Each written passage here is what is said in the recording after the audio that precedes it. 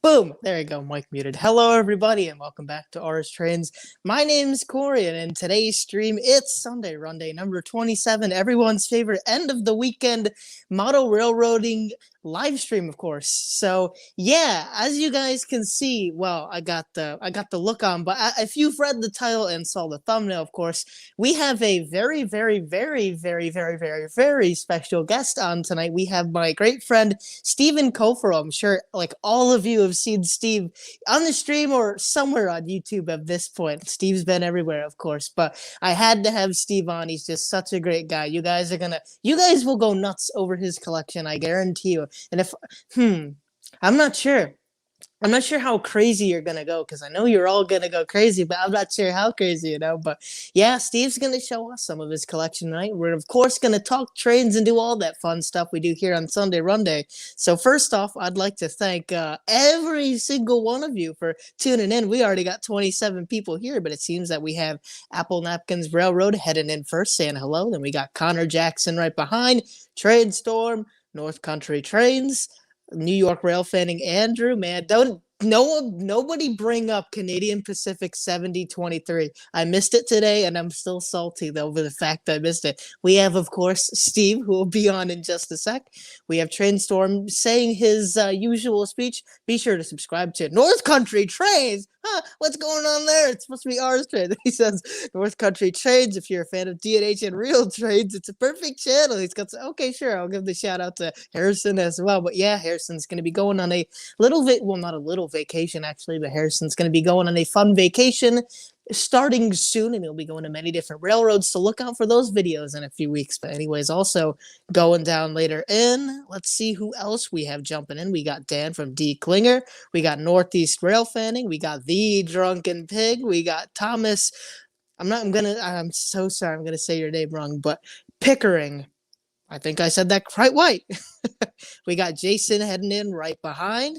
We got CJ, Funkmaster Beavis. We have Bernsey also swinging in as well. We got DNH 2906 Productions saying, hi, Corey. Well, hi back and welcome to Sunday Runday, everyone's favorite number 27.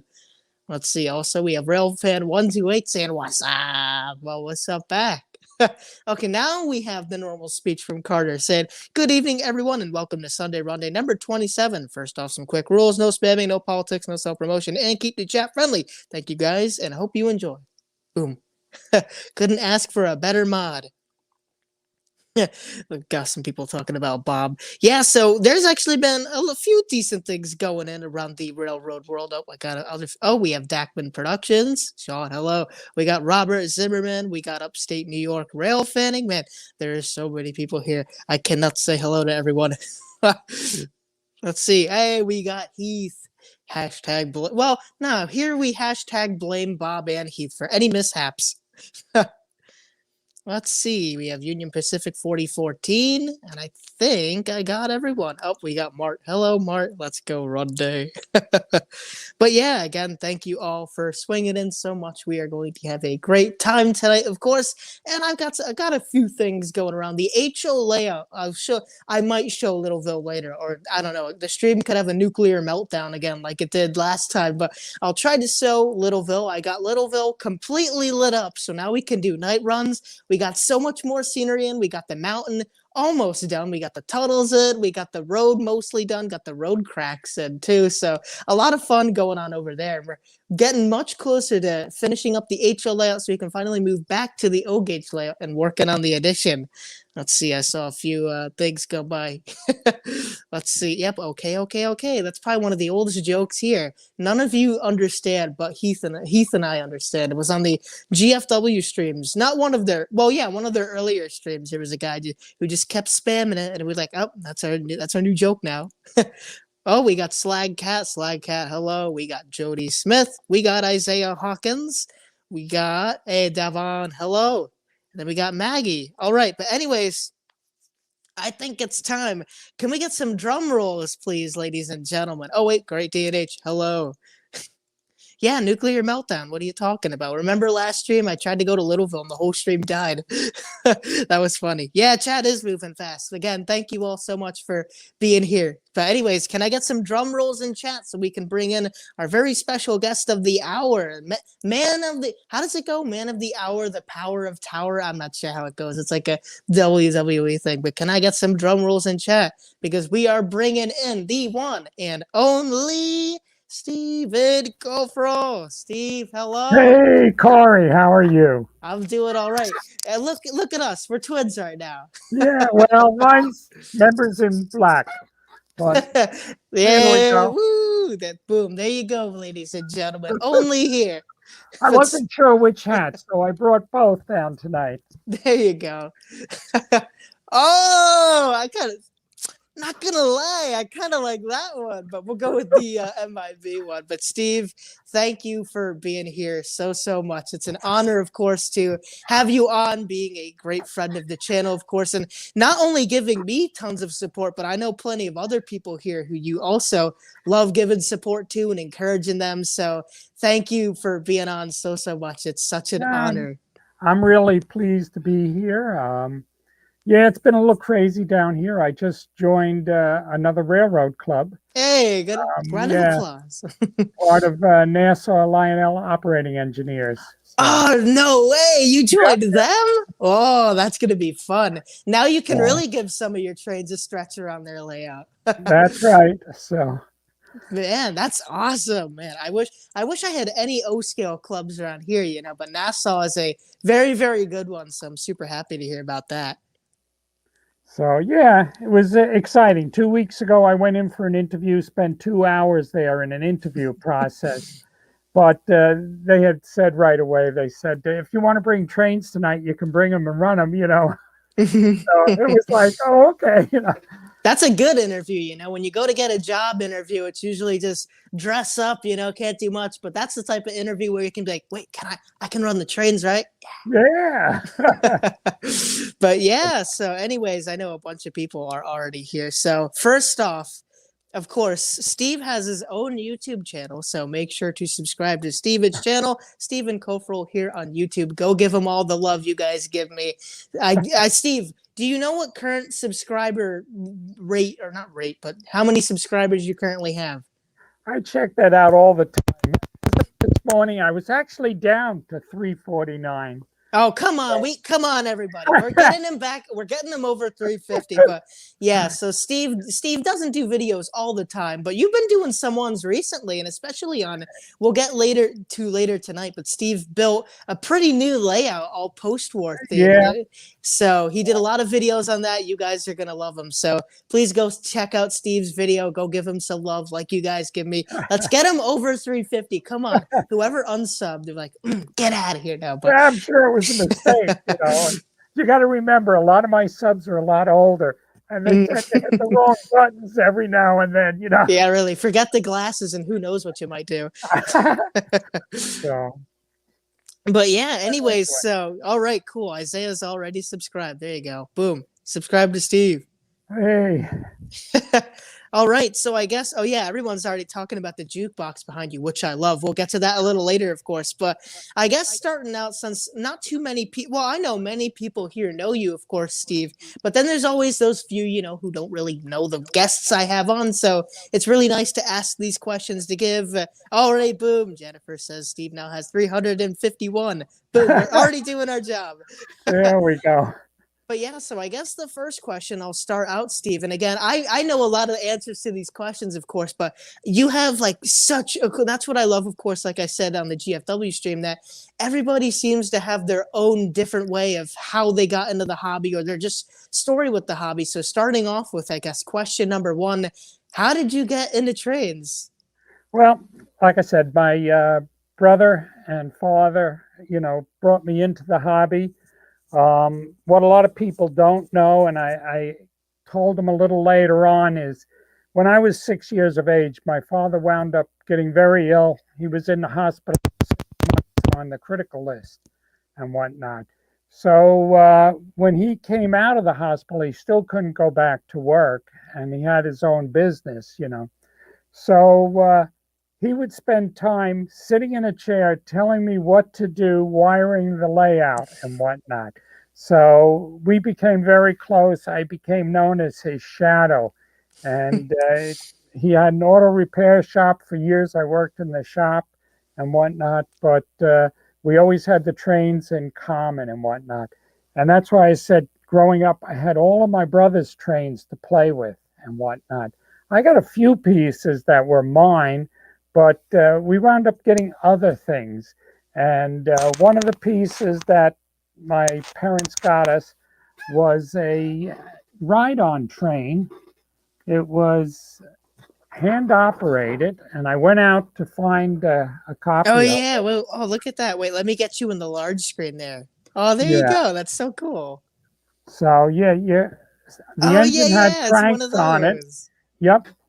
So we used to have that at first in the basement, and then of course it moved out into the backyard, which so all summer long you had a train to ride on as well as the trains in the basement and whatnot.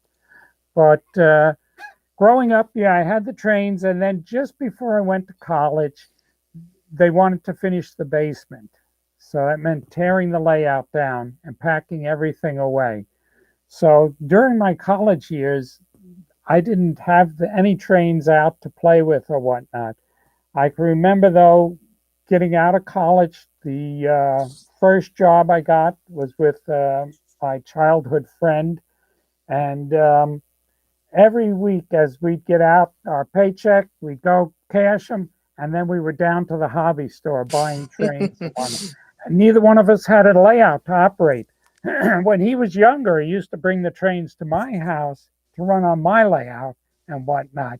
So that's how I got to see, like, he had that J engine. He Hmm. also had the Virginian and whatnot. So I got to, try them all out on the layout, and that's why I always wanted those. And years later, that's why I had to acquire those engines and whatnot. I think you saw the story where I told about the J engine. Hmm. For years, I had tried to get the original one, and every time we get close to a deal, people go crazy thinking they had gold and whatnot. And I was like, forget it, I'm not going to pay that kind of money. But I went out and bought the passenger cars for the set. I had them sitting here almost, probably 16, 17 years before I finally bit the bullet and bought that last one they came out with. I got the 611J. And that's such a Steve also Oh, put a video, and it's words can't describe how cool that locomotive is. that, and I got the GS4 Daylight. That's a That beautiful one engine too, of too. course. So I had the what was it? The two, the original that came out back in the '80s, the Daylight, and Hmm. of course Sam wanted that. So I was at first, no, you're not going to get that, because it was a gift from my wife to me. But then I said, who better to get it to than someone that's going to know the story and whatnot? So I said, sure. And it allowed me then to go buy the new one, you know. So, There you go. so that's what it's all about. I keep upgrading to the newer, although lately I've been buying a lot of post-war Mhm. and whatnot. I've met a few of the friends down now at the club. They're happy to see me because I'm into the post-war too, as they are. So it gives us common, we talk about the collections and what we've got and whatnot. So, Yeah, yeah, that's so cool. Again, I could just listen to you tell stories for hours. Maybe that's a stream we should do, 2K, and then it's like 48 hours there you telling go. stories with Steve. Not sure if we could even power through 4 hours. Need a I don't nap or a know. drink.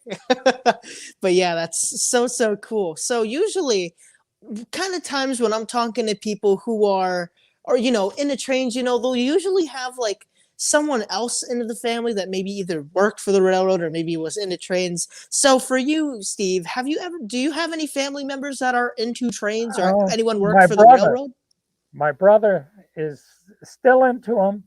He doesn't have, he does have a small layout that he puts up at Christmas time, and this year it's staying up permanent, I think, in the living room. Yeah. So he loves to buy trains and run them. He comes here, we go to shows together, and his wife's into it too. So forget There, when that's the the three good of part. us are out there, look out, you know. So we're dangerous when we go to these train shows and whatnot. I don't know. I wound up buying the full-size pickup truck just so that we could bring some of this Yeah, stuff home yeah. and whatnot. At the one time we joked about it. We were staying out at the convention, and we bought enough to fill two of those luggage carts from the Hmm. floor to the top of the cart. We had two of Dang. them stacked and whatnot. We had to wheel that out and take it down to ship it home. You know, at that point we were flying, and there was no way to bring it on the plane. But Hmm. yeah, so I try to drive to as many of the conventions as possible. That way, at least we can bring the trains home. But Hmm. yeah, I told that story because last year it was RJ helped me get what we thought was most of the collection out. And today I was back under the table because it's just filled with carts that are filled to the top. It's in the inventory. It tells me what cart to look for it in.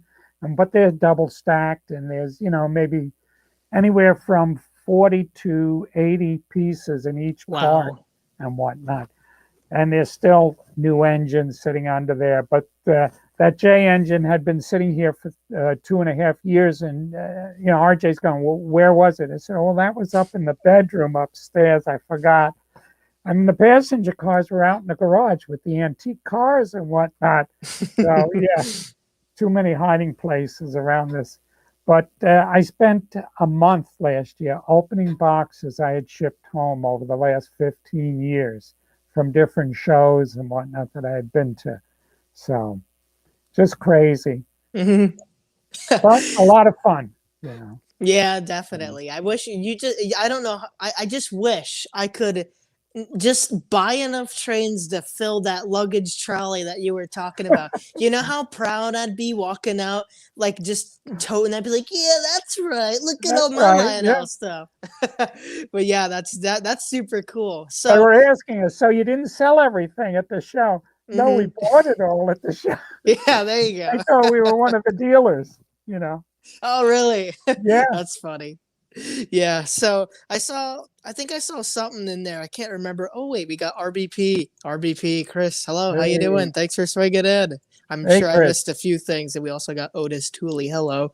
So I saw a question kind of earlier that ties to this next question I'm going to ask you. They were asking about maybe different scales you were into, but this kind of relates to the question, how did you, or why did you choose O scale, to continue with further into the hobby? Because there's so many other scales. Back in the early 50s, O scale was basically the one. I mean, we had some HO and whatnot, but uh, it just was what my brother had. And, you know, even my mom had a few pieces. So, but we also had some standard gauge. And that's why on this new layout, I have the one loop that Hmm. is standard gauge. And I've got some standard gauge stations and whatnot. They're scattered throughout the room and on the layout.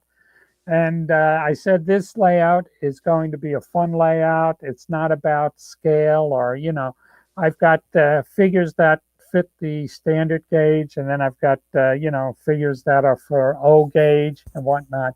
And then out in the yard, I have the G scale, which Hmm. my sister in law is into. So that's why I said, when we go to shows and whatnot, we've all got things to look at, and we have a good time, you know. Hmm.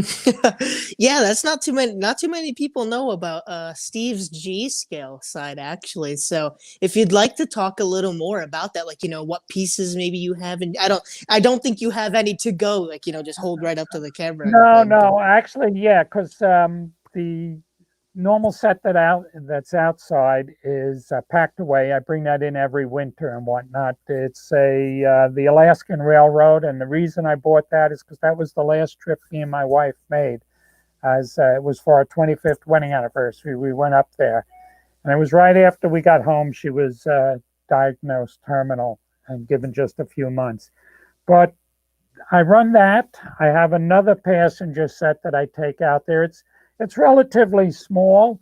It's just a 10-foot loop. The radius on this stuff it's unbelievable, the space you need. And I have it running around a raised flower bed out back. And then I started with some of the structures and whatnot. And then my sister wanted to get rid of some stuff she had in the garden. So I mixed in gnomes. Everything goes out in that flower bed and whatnot. So it looks nice. And it's fun. I sit out there, and like I said, if I'm not in the lounge chair, I'm in the trains running around the trees in the back. So that's fun. Just relaxing and whatnot. It was the only place I could run trains last year when I had this first layout torn apart as I was building the carts for underneath and refinishing stuff. And I mean, I actually finally got to install some of I got the operating milk stand working. I got the horse corral finally working. I still have some more. I got one more coaling station down at the other end that needs to be wired in. It's always, and this end, one of the coaling stations just died on me, so I have to do some work, get that working.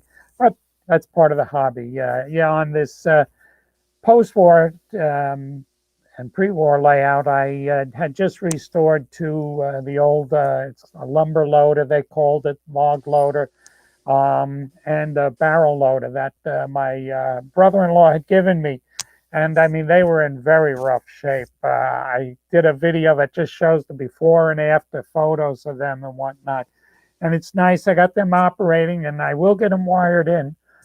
What I have to do is all of the cushions for the furniture outside are under the table. So when they come out, I can then get back to wiring. So, but yeah. Always things to be done. Always things to be done. That's what makes the hobby feel real, yep. just like a real life railroad or something. But that's the difficult thing about G scale, because I was about to start it about maybe 5-6 years ago. I had a little G scale outdoor railroad, but I was using completely plastic track. It was just like a little cheap Christmas set. But I was like, oh, this is so cool. And if I could close my eyes and look back at that railroad, it must have been horrible because I had no embankment. So the tracks were going all over the place. And then they were humping all over. It was and it wasn't a climax railroad. It was your regular railroad. You had grades so steep, but that's the thing I like / don't like about G scale. You always have to maintain it a lot like a real railroad, like taking care of the weeds and the tracks and all that stuff. So it's definitely really cool. And that's a nice thing about outdoor G scale trains, is you get to spend some time outdoors, because everyone's like, it's always an inside hobby. But there you go. Well, we got the outside. I'm thinking of putting actual crushed stone down in a red color. I have the wood mulch, but like you say, it's constantly moving, and as it.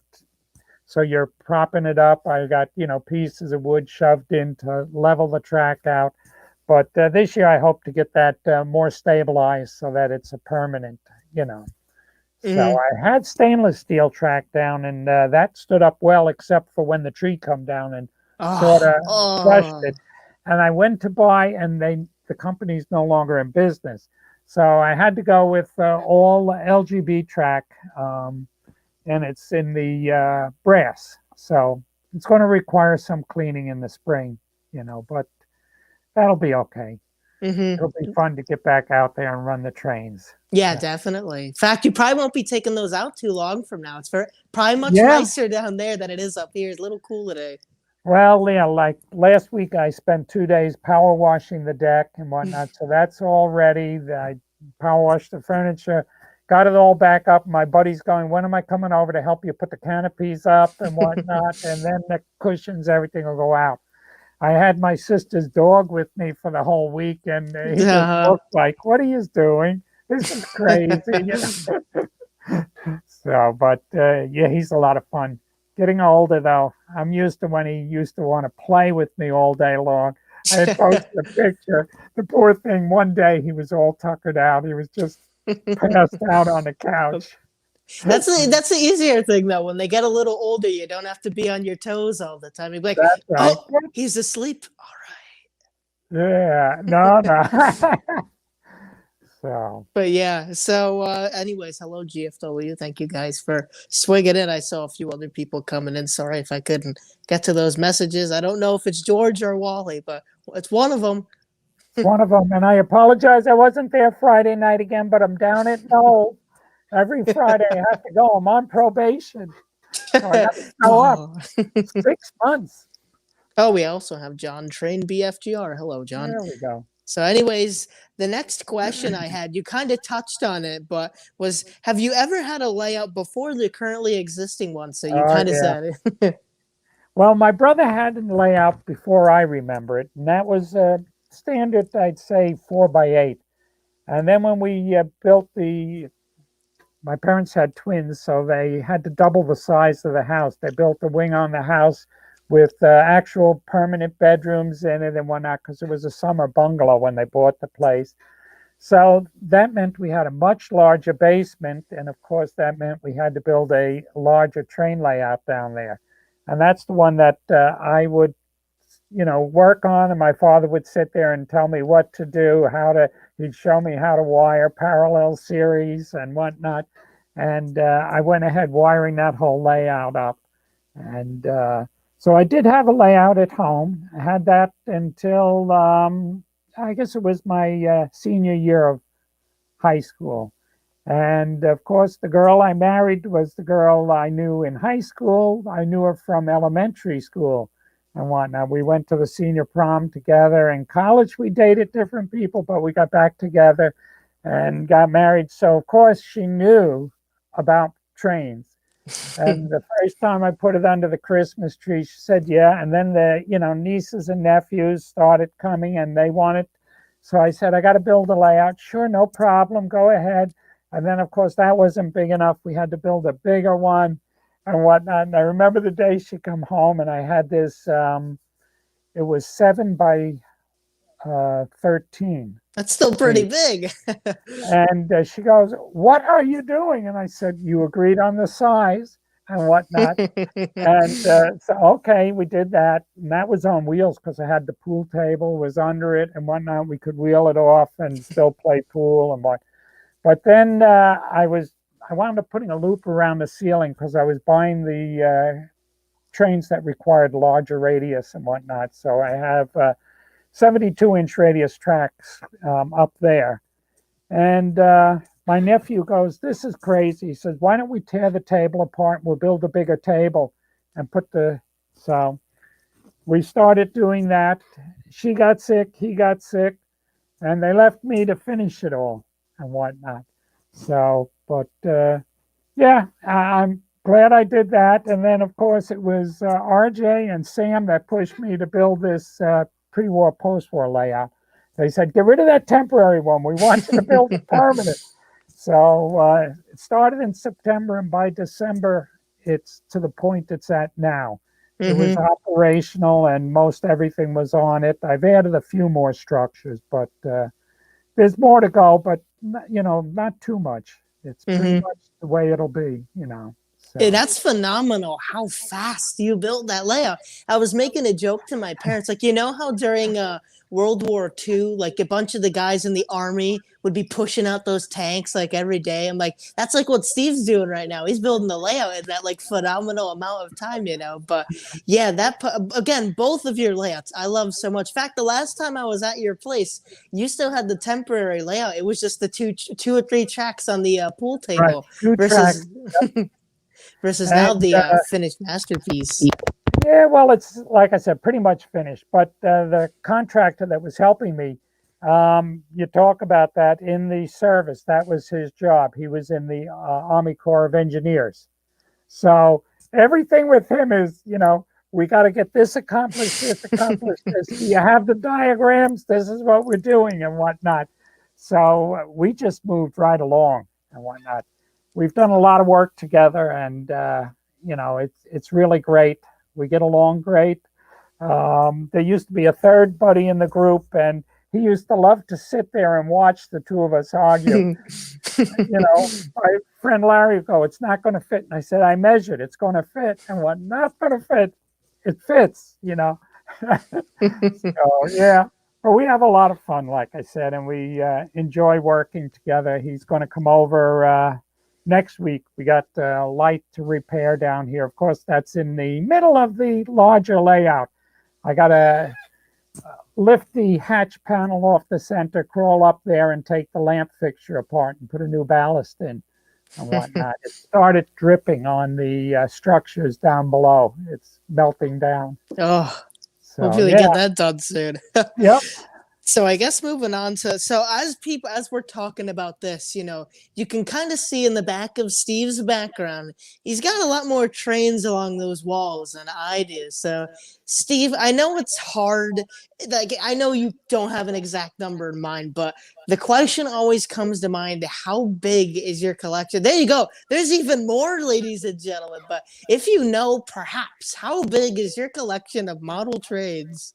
I use a tracking software to record every piece that I've got in inventory here. And it's only based on people that are using the software, but I rate in the top 5% within the country. Wow. And top 9% for dollar value invested in this and whatnot. And that includes already getting rid of a lot of stuff. You saw some of what was here. Mm-hmm. RJ has been under the table with me and whatnot. And a couple of guys have really helped me out, taking some of the stuff off my hands so that I could, get back into running more of what I had, because it was just sitting here. And that's not fun, Mm-hmm. So, like I said, there's still more under the table that has never been unboxed, never been out on the layout. A lot of freight cars, but there are still sets. The Long Ranger set. There's a couple of general sets. There's Pennsylvania. I'm trying to think what they call torpedo or something. The style of the engine. Oh, the torpedo. Is it the steamer, right? Yes. Oh, yeah, those are beautiful. A couple of more diesels. I do have one of the TMCC diesels on the layout. That's the Southern Pacific and the Black Widow, but I have in a Chicago paint scheme as well. There's a bunch of steam engines on the wall that have never been run. I had all three of the Hudsons. I had the 700E, and then I had the two that came out after it. I found a home for the 700E. I'm glad that it's where it is now.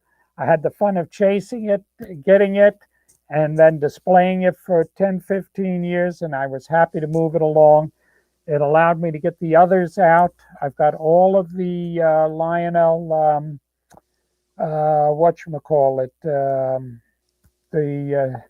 for the 100th anniversary. I'm trying to think what I know what ones you're talking. Century Club pieces. They're all displayed on the wall. Some of them have been on the track and run, but 3 or 4 of them have never been run. I've got other diesels that actually I have trouble on this layout with the 72-inch radius. Not big enough for these diesels. Really, not big enough. And they hit the switches and whatnot. So very disappointed with those pieces. But like I said, there's a whole lot here. God, too much. There's never too much. There's never too much. Well, it's too much when you can't even get it out. You know what I mean? And I've been buying now from Sid. He's been selling some post-war stuff, and I got the one piece. It's another steam turbine. That gives me 3 in my fleet. So I've got the 71, the 81, and then from the Century Club, that steam turbine. And the F from here, I did drag a few of them out. You saw the Santa Fe's that I just purchased. Beautiful. The newer set, the 2580 or 2383s, Um, really, with the magnet traction, they pull the passenger cars, no sweat. The original set without the magnet traction, it's got plenty of power, but the wheels spin. Yeah, I could There's too much imagine. weight behind it. So it'll be good for light, passenger Mm-hmm. or small passenger cars or maybe light box cars, and whatnot. But and then the steam engines, like I said, that's my real passion is steam. So it's a lot of that, a lot of Long Island Railroad all Of around course. here.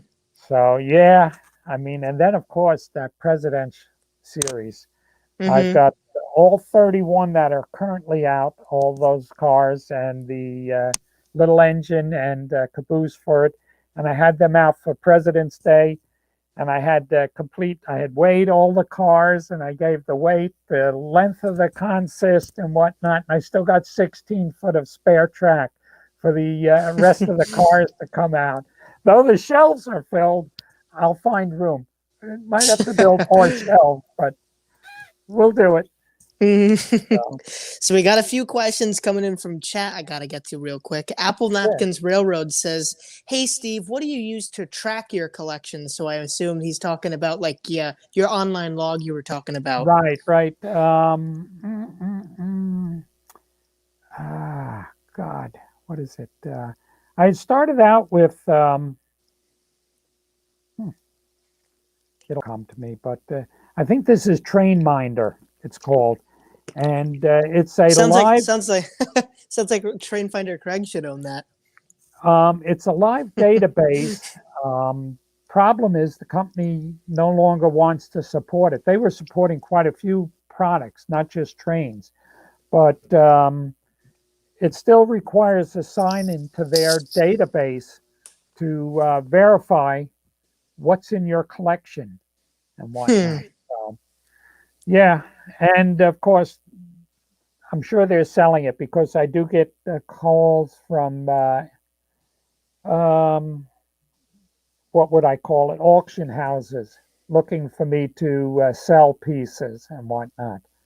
So, So but then next question sorry to cut you off there. no. Okay, so Heath from Human City Junction asks, do all the loops interconnect or are there some separate loops? So this is to the layout you have right there. Okay, well, both of them, I've kept all of the loops separate. On my previous layout, I had them, where they interconnected, and I had a lot of trouble with switches failing and whatnot, so I didn't want to have that here. I limited the number of switches.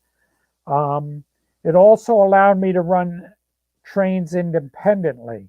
Remember, this layout here, though it's got TMC, Legacy, and now the MTH command system on it.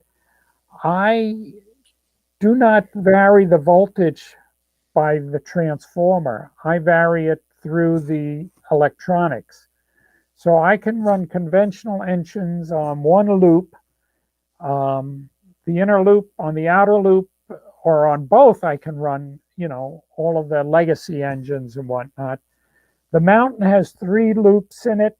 The center track is numbered track 4. Once again, that's through the digital control. I vary the voltage to it. And the upper track is a fixed input. It's a little mining train. So there's a separate transformer that when I kick the power on, that train just starts right up. The lower is the lumber loop, and that has one of the early logging engines. So, yeah. Like I said, I'm getting more of the legacy engines. I love them. I love the speed control. The track is pretty level here. There's a slight grade that she climbs. And actually tonight, if I kick them on, the diesel engine has a little trouble pulling the fleet of cars behind it. Not that it's not strong enough, but the wheels will actually break traction unless it's moving Really? when it's climbing that hill. Yeah. So the steam engines, because of the weight on them, they never are a problem, and whatnot. Yeah, especially how heavy some of those things can get. So yeah, I mean, it's fun. I really enjoy it. And then the upper loop, I have right now the Amtrak up there, another fleet of passenger cars, and a GG1 Amtrak engine up there. That's on its own separate ZW. I just had 4 ZWs rebuilt by my brother-in-law. Put all the latest electronics in them and whatnot, and they're really a pleasure to operate. Blowing whistles, horns, and whatnot. They really work well. So. Great to Yeah. hear. We got a bunch of more questions coming in, ladies and gentlemen. I can't really take too many more, but I'll ask these few, Steve, and then if you want, we can run some trains around your layout since you already got the camera in such a great spot. So Trainstorm Carter asks, sorry if you already mentioned this, but what is your favorite locomotive and why? Okay. Favorite locomotive. I mean, my favorite railroad is Long Island Railroad. And I have 3 or 4 Long Island steam engines. I've got diesel engines for that. But as far as the new J is my latest favorite. The GS4 is, whatever I've got on the track becomes my favorite that day and whatnot. They're all a pleasure to run, and it just, like I said, I'm amazed with what they're doing with this hobby. From the early days, I think of, we ran them around, you controlled everything, and whatnot, and that was great. But what you can do with these, and now you get into the Vision Line stuff and whatnot. I mean, it's just unreal. So. Yep. So next question, we have Isaiah Hawkins saying, which type of trains do you mainly prefer, pre-war and or post-war or modern trains? I'm doing a lot post-war right now, only because it brings back a lot of memories of me and my brother's layout at home, stuff that my good friend in school had. So, I'm buying a lot of that. But like I said, I love operating the modern stuff. That's why I have the 2 separate layouts. I mean, you look at this layout here, and there's 7 tracks running on it, all separate powered and whatnot. And then a loop overhead takes you to 8. And then there's another 4 tracks on this new layout. So at any time I could have 12 trains running. So wow, dang, that's a lot more than me. It gets a little noisy down here, that's for sure. But yeah, like I said, and then at Christmas, put the trains under the tree. There's something about doing that. I dig out the Polar Express. I had bought that the year my wife passed away. It was actually, she says, get it. It was her gift to me and whatnot. And I never got to run it that year, of course. But the next year I brought it out, and I usually set it up every year since then. I bring out some of the tin plate. I love that too. I've got some of the re-releases of the tin plate. And like I said, that's nice. It just operates so smoothly and whatnot. But the pre-war stuff, I mean, the oldest piece was built in 1926, and that's the standard gauge. And that thing is, they just got one in down at Knoll there, and I mean, compared to mine, it is mint and whatnot. Really? Mine, I really need some wheels for it. They've got a few, and that's why you'll see it when it makes the turns, because the inner flanges are worn or broken in spots, and she starts to ride up because it's not being guided around like it should, but I just love it. I got to get more of that. That's what I want to get, more of the standard gauge. Wow, that's 1926. That's weird to think because that was the year my grandfather was born, the one who got me into trains, Rob Ward. So weird to think that a train is that the model trains are that old. That's how far back the hobby goes, you know. But Well, you look, Harrison, oh, the oldest car I've got is 1902. That's the curved that's even base. older. Then I got the 1926, the train here, a 1927 Model T, and a 1928 Model A. So yeah, I seem to like the stuff built back then. You know, I don't know. Yeah, it doesn't fall apart like stuff today, you know. Well, this stuff's pretty good. I mean, you know. So, So although some of Harrison, it goes for repairs, Sid's doing a lot of mhm. that for me. Yeah, he's wonderful. So Harrison from North Country Train asks, have you ever considered taking some of your operating accessories and other movable things to shows up here in upstate New York to display? I'm sure it would be quite popular.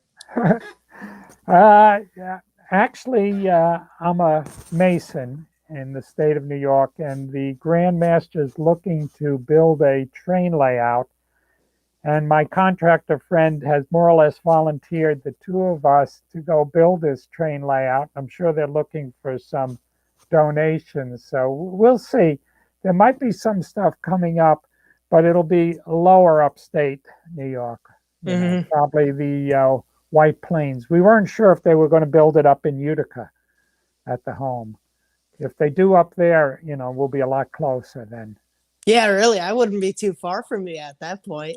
Yeah. So, So Mike from Kisco Falls Railroad says, so Steve, do you actually have two separate layouts, a post-war and a modern? And I'm not sure if you can show that on the camera, but okay, let's see if I can swing the camera around and give you a look at the layout. so to answer that, Mike, yes, he does. Um, Yeah, there you go. You can kind of see that. Yeah, woo, yeah. It's yeah, with the everyone's favorite. laptop set up there. There you go.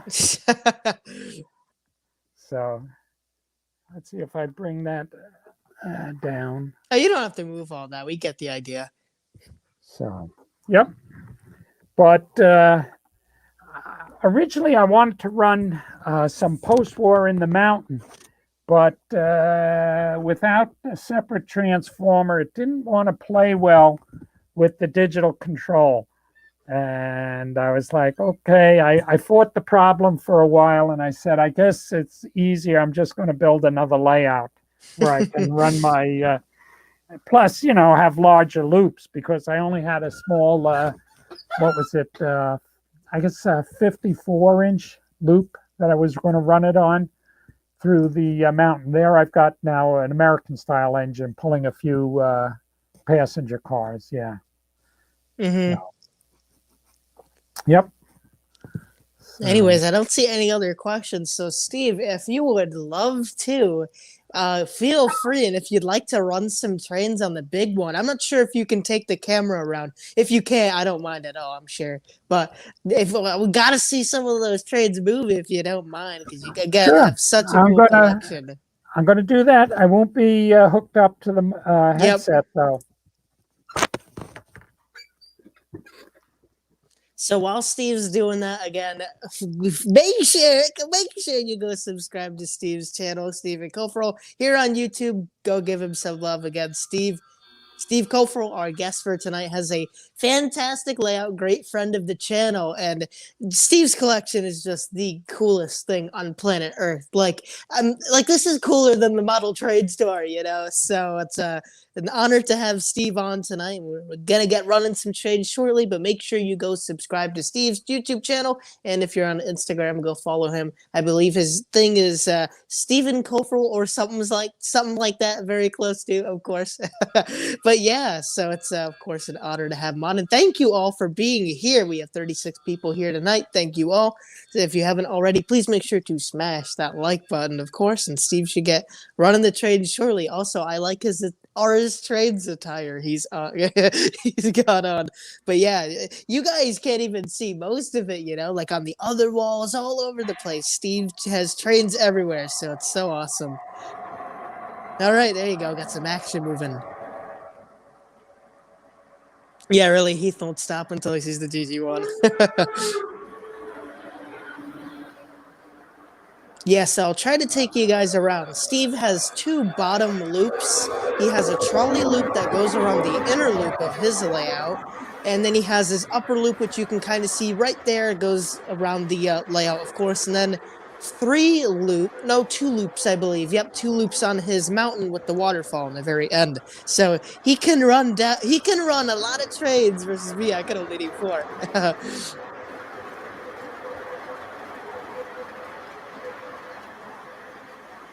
And also, I did a video on Steve's layout not about a year ago, but I did it a year ago, of course, I believe in August. So if you'd like to get a more in-depth look of Steve's layout, of course, and get all these different fun angles, please go check out that video. I don't know if any of you guys have that video on tab. I doubt you do, but it's you gotta dig down a little bit. It's there.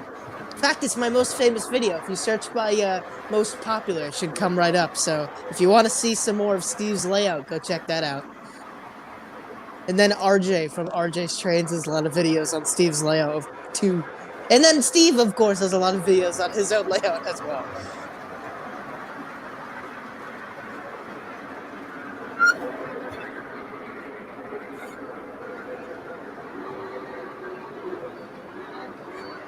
Oh man, that 611 is something. Of course, the legacy base didn't want to work, so. It'll be good though. But man, that's some. I'm not sure how well you can hear me, but that's just such some sweet action. So. Yeah, you can see most everything. I should have started the trolley up. I'll go do that. So let me see if I can try to see what's running. We have, I believe, not the Mohawk. Well, actually, I think we do have the Mohawk running on the upper loop, pulling a coal train. We got 611, of course, on the bottom loop, pulling its train. I believe it's a Southern Pacific GP9 running on the inner loop. I feel like I'm describing my layout. But we got the SP on the inner loop. We got there you go. You see the little trolley there. Of course. Oh, thank you, Harrison. I'm not sure if that link will work. Then we have the little general, and then we have the Shay are on the mountain over there. So it's such a great layout, of course. Please go subscribe to Steve's channel so you guys can give him all the love you guys give me. And I tell you, though, you really get hypnotized when watching all this stuff. Like, you could just watch it for hours. But yeah, that 611 set Steve just got is so good looking. Like, actually, I was going to break them out today, but I have the scale 611 passenger cars, but I have the MPC 611. Because my grandfather, instead of buying the MPC 611 cars to match the MPC 611, he bought the Legacy Lionel full scale Norfolk Western passenger cars. So I'll have to get myself I'll get myself the MPC 611 cars, but I also got to get myself the full scale 611. Just got to do it, you know. It's especially that I'm going to be going to see 611 at Strasbourg over the summer. So yeah, Trainstorm's right. We got to get Steve to 400. I agree, RW. What a great layout Steve has.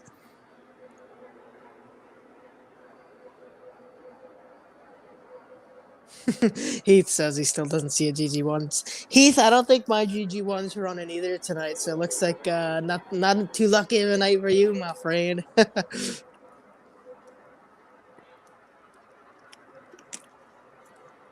And maybe Steve will talk about it a little later tonight, but Isaiah Hawkins says how nice the layout is detailed. In the video, when Steve's going around his layout, what I love so much is that every single thing there has a story, you know, versus me, I'm like, oh, I bought some of these buildings because they look nice. But on Steve's layout, you know, you see the Strasbourg J Tower, and he could tell you all about, you know, his trip to Strasbourg and how he loved that tower. And then all the other stuff like the gas station and all that.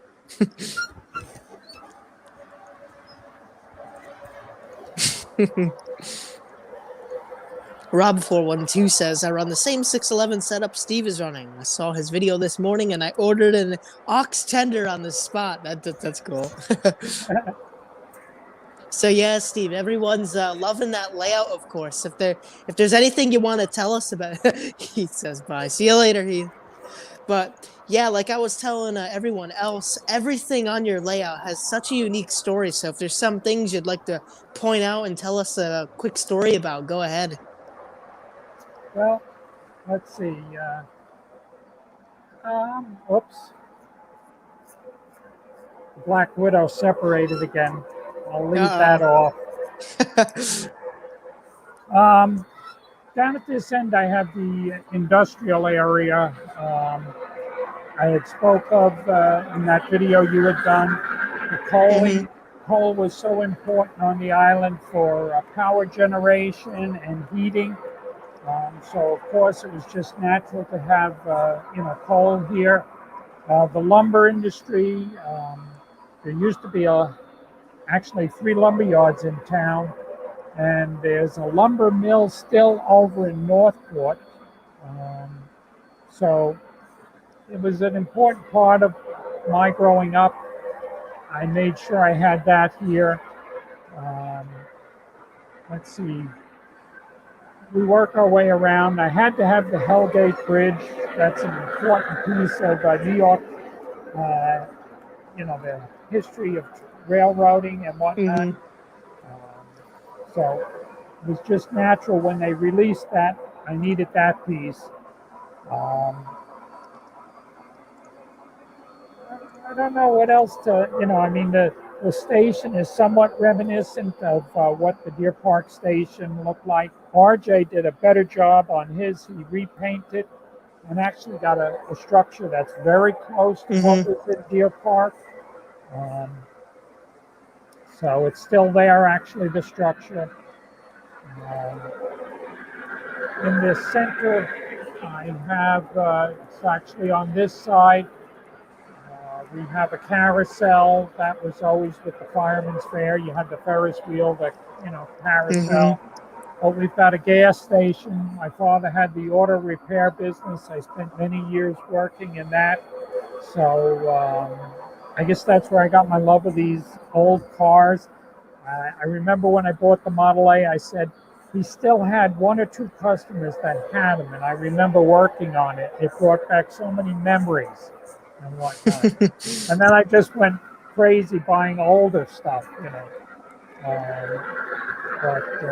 Yeah, I mean, everything has a little meaning. There's a church down there reminiscent of the church where we were wed and whatnot. So let's see if I get to the 611 here. Yeah, and that's what I was telling everyone, like that's what I love so much about your layout, that everything has a story on it, like you could tell like for hours, telling stories related with each and every little item, Cuz for my layout, I can't really point at too much and say, "Oh, this reminds me of this and that," So, but that's what I love about your layout is that everything has of course a story, a lot like your collection itself. So, yeah, like I said, I buy pieces that either bring back a memory my friend growing up had and whatnot. He's long since gone. His parents got rid of everything. It was a shame. I didn't. I don't think they wanted the memory there, so they wouldn't sell it to me, and whatnot. So it was all sold to others, that they wouldn't have to see it again and whatnot. Mhm.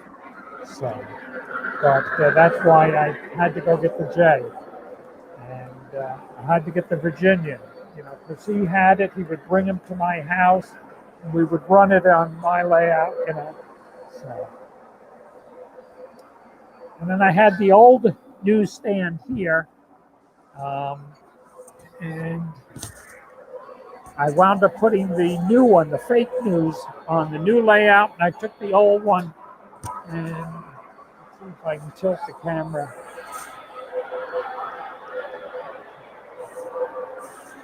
Actually, I'll bring it down. But I put the newer newsstand there Mhm. and whatnot. So,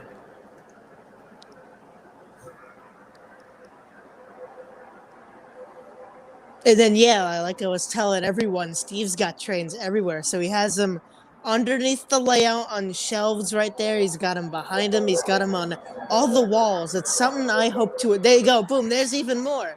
So it's something I hope to have status like when I'm his age.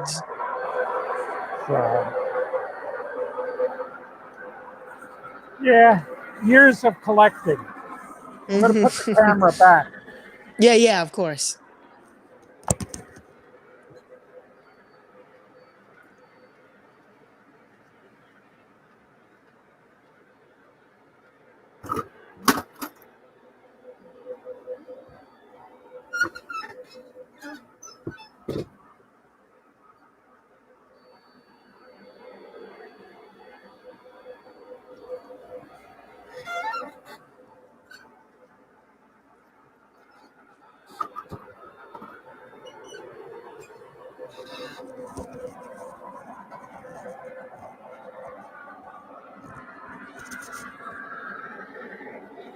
Any other questions? Or? I don't see any other questions there. So I guess I'll ask you a few more then, of course. So I saw someone ask earlier, which goes right into my question, but I'm not sure if you have it, of course, next to you. But what is your favorite piece in your collection? Because you have so many trains. Yeah, like I said, there's so many. Um, every piece has its own special meaning and whatnot. Um, I can't really say that there's any one piece that I would have to keep that I could never ever let go of, because there's always something else to chase. You know what I mean? Hmm. Part of the fun is chasing it and trying to collect it and whatnot. So, So, excuse me, Railfan128 goes right into the question and says, what about that jukebox? So this kind of goes along with the question of what okay. other hobbies do you have? So Steve has quite a few different other hobbies, all of which I adore. So the jukebox, the story behind that is when I was a kid, um, some of the neighbors down the street, they were young boys that my father trained in the auto business and whatnot, and they actually helped out while he was sick. They tried to run the business on weekends or after hours. They all worked for the state and whatnot, so when they get home, Hmm. they come to work. But they took side jobs as well, and one time they were cleaning out a bar and grill and whatnot. They brought home a Nickelodeon, and of course, I fell in love with that. And I wanted that Nickelodeon, and my father was like, "No, you really don't need it. We don't need that and whatnot." And he made them take it to the dumps when I Ah, wasn't home and whatnot to get rid of it. So years later, I saw a Wurlitzer, and I said I was going to always buy one. So when this one came on the market, it was brand new, but had been used in a photo shoot and whatnot. hmm. So I bought it and had it shipped from Chicago here and whatnot. So now that's not the farthest I've had stuff shipped. The organ upstairs, another one of my Yep. hobbies. Um, Number three, the third one I bought out in California. I happened to see it, and I decided I had to have it. And I spent the next 2 hours on the phone negotiating and setting up transportation to get it shipped here. And I had to have someone go pack it up at its site and then ship it here and whatnot. And it's just like I said, I'm into a lot of different stuff. There's a grandfather's clock upstairs that I built, and I've got a station regulator I still have to build. I want to get that done, and I'm hoping that my two nephews, one takes the grandfather's clock and the other one will take the regulator to remember me by when I go. But we'll see. That's what I'd like to think. I mean, they were into the cars at first, and they've drifted away from the cars. They were into the trains. That's we used to spend all our time together and whatnot. And that's why I built the layouts for them and whatnot. So, like I said, we'll see. You know. So yeah, music boxes, musical instruments, antique autos, and model railroading, just to name a few of the hobbies. So. Yeah, so people, I don't think we have any pictures, sadly available. But Steve, like he was saying about his vintage autos, it's like, I don't know, I can't describe it. It's just so cool. So Steve, again, you have a Model T and a Model A, correct? And a 1902 Curved Dash Oldsmobile. And If that one they too. if And they we're go to my talking. channel, there's an early video out which shows all of the antique autos and Hmm. whatnot. Yeah, I have a very short video clip, and it shows them all. And just so people know, we're talking the actual cars, the ones you drive, not the ones on the layout or anything. Yeah, there's a few of them on the layout, but Yeah, yeah. that too. But yeah, But that's so cool. I love the cars so much because I hope to one day at least just have one classic car. But for now, I just have the little die-cast ones on the wall and just be like, yeah, yeah, one day. yeah. The 27 I was taken to get it inspected, and I had thought the gas tank had been completely cleaned and resealed, and it hadn't. I get halfway to the shop, and I ran into a problem, no gas and whatnot. Ah, So I started pushing it home, but it's all uphill here. I mm. said, this isn't going to work. I Oh. walked home, and I called AAA. And the driver, he didn't know what he was looking for. And I kept telling him, finally he got there and whatnot. Well, he had to take pictures and whatnot. Ah. Oh, my God. So, yeah, because it was literally like, I want to say 2 miles from the house, but all uphill. There was no way I was going to push it by myself. Oh, that would have been very hard. So, But yep, yeah, that's I don't think it'll ever happen. But Steve, if you ever do come up here, of course, and just happen to bring along one of your cars or something, I can't I, describe how great that would I be. told you I want to get a trailer to trailer it up there. Man, You we know, gotta get, if anybody super chats, that money will go towards making sure Steve could get a trailer to bring that up here. But yeah, that made me think the other day I was out chasing some trains, of course, and maybe you saw my pictures on Facebook, but I yep, uh yep, I saw a 1949 Ford go by, right? As I was by the tracks. I'm like, oh, Steve would have loved this. that's So right. made me think like, oh, like just the old cars. It's just so Oh, cool. And I that's what love I them. love. Yep, Me too. I could go nuts. Like we and they're have great mhm. photo ops. Oh, Oh, I imagine. Yeah. In 2 weeks, I was just about to say, we have a car show coming up in 2 weeks at the Saratoga Auto Museum. Someplace I gotta wow. take you if you ever come up Yep, here. So, like a great place, of course. Like so many cool vintage cars, but I'm like going nuts because like I'm getting so much bigger into the photography world, and I just love cars, like old cars. Like not the new stuff I don't really care about, but classic cars, especially your 50s stuff and older. It's just so cool. So I can't wait to go to that car show. And of yep, course, I'll yep. be I'll be thinking of you the entire time. Like, oh, Steve would have loved this. Oh, he would have loved that. Actually, now that I think about it, at the car show there was a few years ago. There was a man, you would have fit in perfectly. There was a bunch of guys with a bunch of old 20s Fords, and one of them Wow. actually had a work. Well, they were all working, of course, but he had a very rare Model T pickup truck Yep. where it was like extended. It had like the big wooden stakes, I guess, as the bed or whatever. And it was giving people rides around the property, and it was so beautiful. So you would have loved that, of course. Hopefully that'll be there when I go. Well, when I was out in the Henry Ford Museum, I turned to Oh, my I'd brother and love to I go said, there. we got to ride in a Model T. I hadn't had mine finished yet. I knew what it sounded like because before I tore it all down. And we get in it, And she starts to drive us around. I said, "Oh, thank God! It sounds just like mine and whatnot." And she goes, "What year do you have?"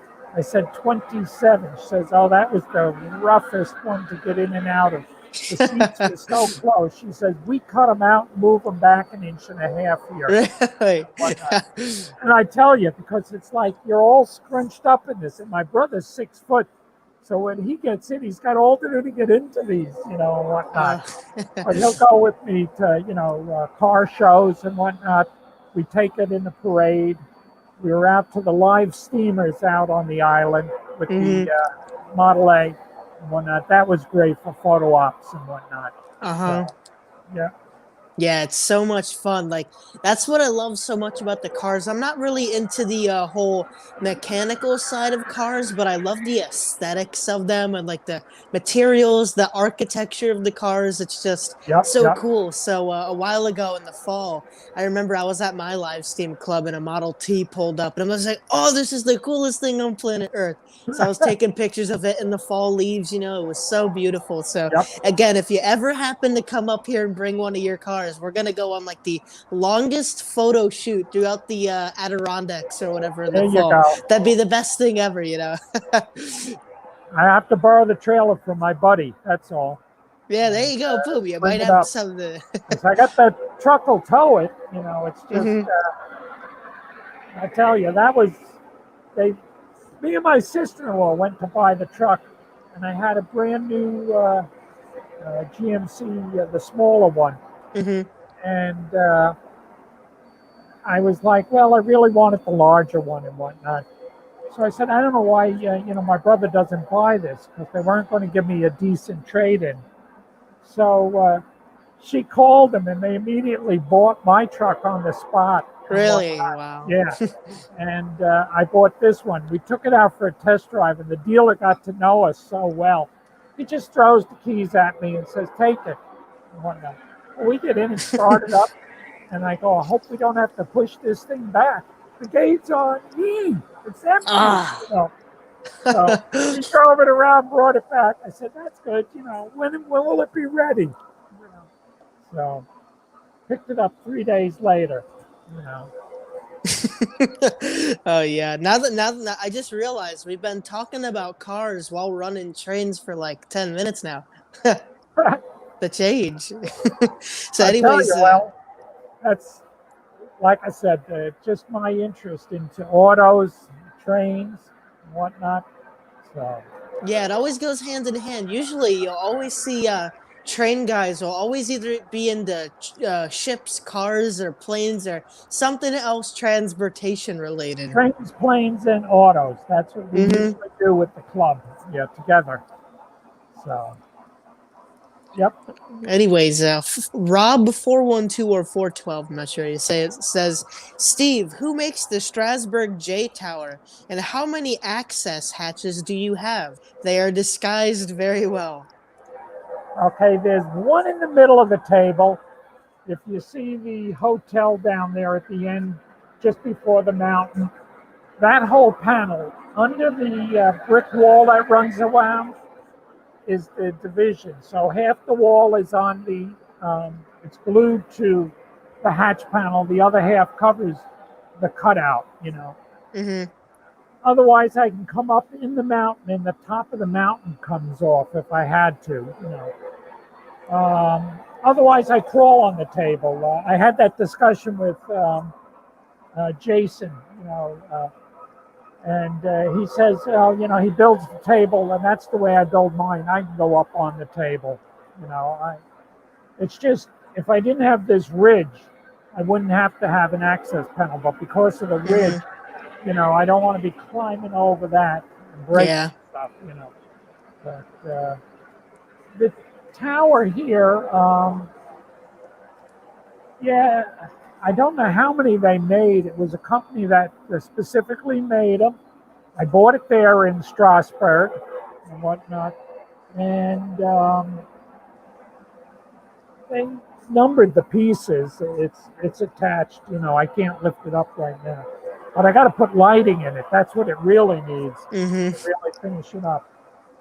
And then Ward Kimball, I have the little station opposite the big station, was what he had on his little steam in the backyard and whatnot. So that's actual replica of his station. Wow, Because that's another awesome. artist had done that. So Again, see people's stories with everything. yeah, well, I had to have the Strasbourg because, like I said, I took my nephews there every year. We'd be there 2 or 3 times a year. Um, they miss it as much as I that we don't get there anymore. Life changes. The one's living up in Maine, and the other one's down in Langley, Virginia. So, but Now that you bring up, since you have 611 and the J Tower on, are you planning to go see 611 at Strasbourg this year, Steve? I want to go. I have no one to go with. I've got now a few of the brothers at the lodge feel bad, and they're going, Steve, find the dates. I'll go with you, whatnot. Because, like I said, I'd love to go, but I want to go with someone, and I'll be whatnot. there though. I'm gonna be in July, so it's gonna be a lot of fun. You gotta make it. It's an event like no other. Like I'm I not sure if know. you've Well, seen that's 611 in person, but it's just something about her. Just stand looking up and seeing the steam come out and see like this is the real thing. this is it. Yep. So, yeah. So I'm hoping. Yeah, I know the whole group's going in July and Hmm. whatnot. So hopefully I get to see. Sam was talking. He might fly or come out here and then spend the night with me before they go down to Strasbourg. He's Hmm. going with RJ, and then I know Matt's going with his buddy. Um, like I said, I might wind up with my contractor friend or another army buddy. Hmm. That he said, Steve, I'll do it with you. We've traveled together already. So Yeah, because I'm doing I'm not gonna announce too much on it, but I'm gonna be riding all over the place this summer, and Strasbourg was gonna be one of the places I'll go. So yeah, RW says we're going on July 9th to 11th. So if you're free that day or whatever, feel free to come on by. It'd be awesome to have you around. But I'm sure there's many other people you want to go with too. So I'm not suggesting anything, but yeah, so hopefully you can get out and see it though. It's something so special, and you got to get the little commemorative box car they sell. I'm not sure if they're yep. doing one this year, but it's so much fun. In fact, mine is down there. I can't get it or anything, and I got to get my 611 working too. But yeah, so anyways, I have a few more questions, of course, before I'll let you loose for the rest of the night. Okay. So, um, one of the questions I had, which I thought was pretty cool, is um, where did it go? So I guess what inspired you to start a YouTube channel? That was George and Wally. They wanted some video clips, and I'm going, there's no way to send a video clip. I don't know how to do the data compression to get an acceptable email. So I said, YouTube. What is it? I'll sign up for it. And Hmm. that's how I started. And, yeah, you'll notice the very first few are just a minute clip because, I was like, I don't know how long I can, and now Hmm. I know how the data compression, and whatnot, you can really do long videos and whatnot. So that's how I got into it. It was only a way to share it with a few friends, and it's continued to grow. And now I've got brothers at the lodge. They keep going, well, when are you coming out with the next one? And down at the, club as well. So Hmm. yeah, I enjoy sharing. It's always nice to have people here running them with you. We had so much fun last summer. You got to come again. Yeah, really. I know. I got to. I'm planning to come back. Like I'm going in July, of course, but I'm planning to come back down in August of this year, kind of around the same time I did last year. So hopefully I can hop on over again. We can That run would be some great. trades. It'd be Yep, awesome. yep. And then we'll get you down to NASA Lionel Operating Engineer. Yeah. Oh, that'd be Yeah. awesome. Man, I hope my DNH Camelback comes in time. Then I could run it there. Yep. Come on, Lionel, ship it faster. I know you're listening. Faster. Go. So, my mom came up with a few interesting questions here. So, one is that if you had more space, would you make another layout, or what else would you do? I don't know. I've run out of space. I've got the two layouts down here, the one around the ceiling. I've got two gyms in the basement as well. I got weightlifting and machine over on this side, and over there I've got the elliptical and weight bench and rowing machine. So I've run out of space. This house is 3,000 square foot, and it's filled with my hobbies and whatnot. I told you for a while I had the 1902 Curve Dash Oldsmobile, the body in the Yep. den and whatnot. Because, I had to go buy another body. The one that's on, it's not an original. So I brought it home and just brought it into the house. And it sat in the den for almost 6 months and whatnot. Wow. I'm a little crazy, So, So I guess another question I had is that if there's so since of course you have so many layouts, we every time I talk to somebody about building their layouts, they always talk about one thing they wish they could redo or something. So if there's one thing that you could change about either of your layouts, what would it be? I think this one here, I would have done the inside raised completely because, young kids can't see in Mm-hmm. and whatnot with the ridge around it. I mean, it's nice. It gave me the loop there, but I could have had the whole center raised as well. Mm-hmm. And the village would have been on top of a mountain like. But, other than that, I'm really happy with the way it turned out. Uh, the scenery was supposed to be my wife's. That's her specialty, the artwork and whatnot. Unfortunately, she couldn't be involved in any of that. So, like I said, for years it sat, and then the LCCA pushed me into finishing it. They said, "Oh, you're writing an article for our magazine." So, I found out just before New Year's one year, and I was like, "Oh my God!" So I started working on finishing up the layout, wiring the lighting and everything in and whatnot. Um, And then we did the photo shoot, wrote the article, and it came out as a Father's Day article because it remembered my father and whatnot. And, the valuable lessons taught and, the time spent together. So, Mm-hmm. yeah. Yep. So, Yeah, great story, of course, with of course the that and the other things. Another question I had, and it's kind of hard, we all go through different things, of course, but are there many trains on your wish list? Because I could go on for an hour, talking about all the post-war, the NPC, and all that stuff I want. um, yeah, there were quite a few, but as I get a little older, it's like, well, do I really need that? Um, I always wanted the Blue Comet set. There were none really available. I wound up buying the newer one, and now I've got two that have come, and I'm like, should I? Shouldn't I? I don't know. Like I said, I'm filling out the Santa Fe. I have the newer set of F3s that's down with Sid. He's going to put TMC in them. Mm-hmm. And two of the original post-war I'm going to keep on this layout. I bought the passenger cars. I got a little work needs to be done on them, but basically they're in great shape. The engines, I couldn't believe how lucky I was to come across these engines as clean and as spotless as they are and whatnot. And the one with its original operating instructions and everything, was just unbelievable. So Wow. the owner wrote me a note and he says, I hope you enjoy them as much as I have. I've had them a good number of years. So I got to, I'll keep that. That's a treasure, you know. So I've got a lot on order from Lionel, you know. What Future can I say? videos.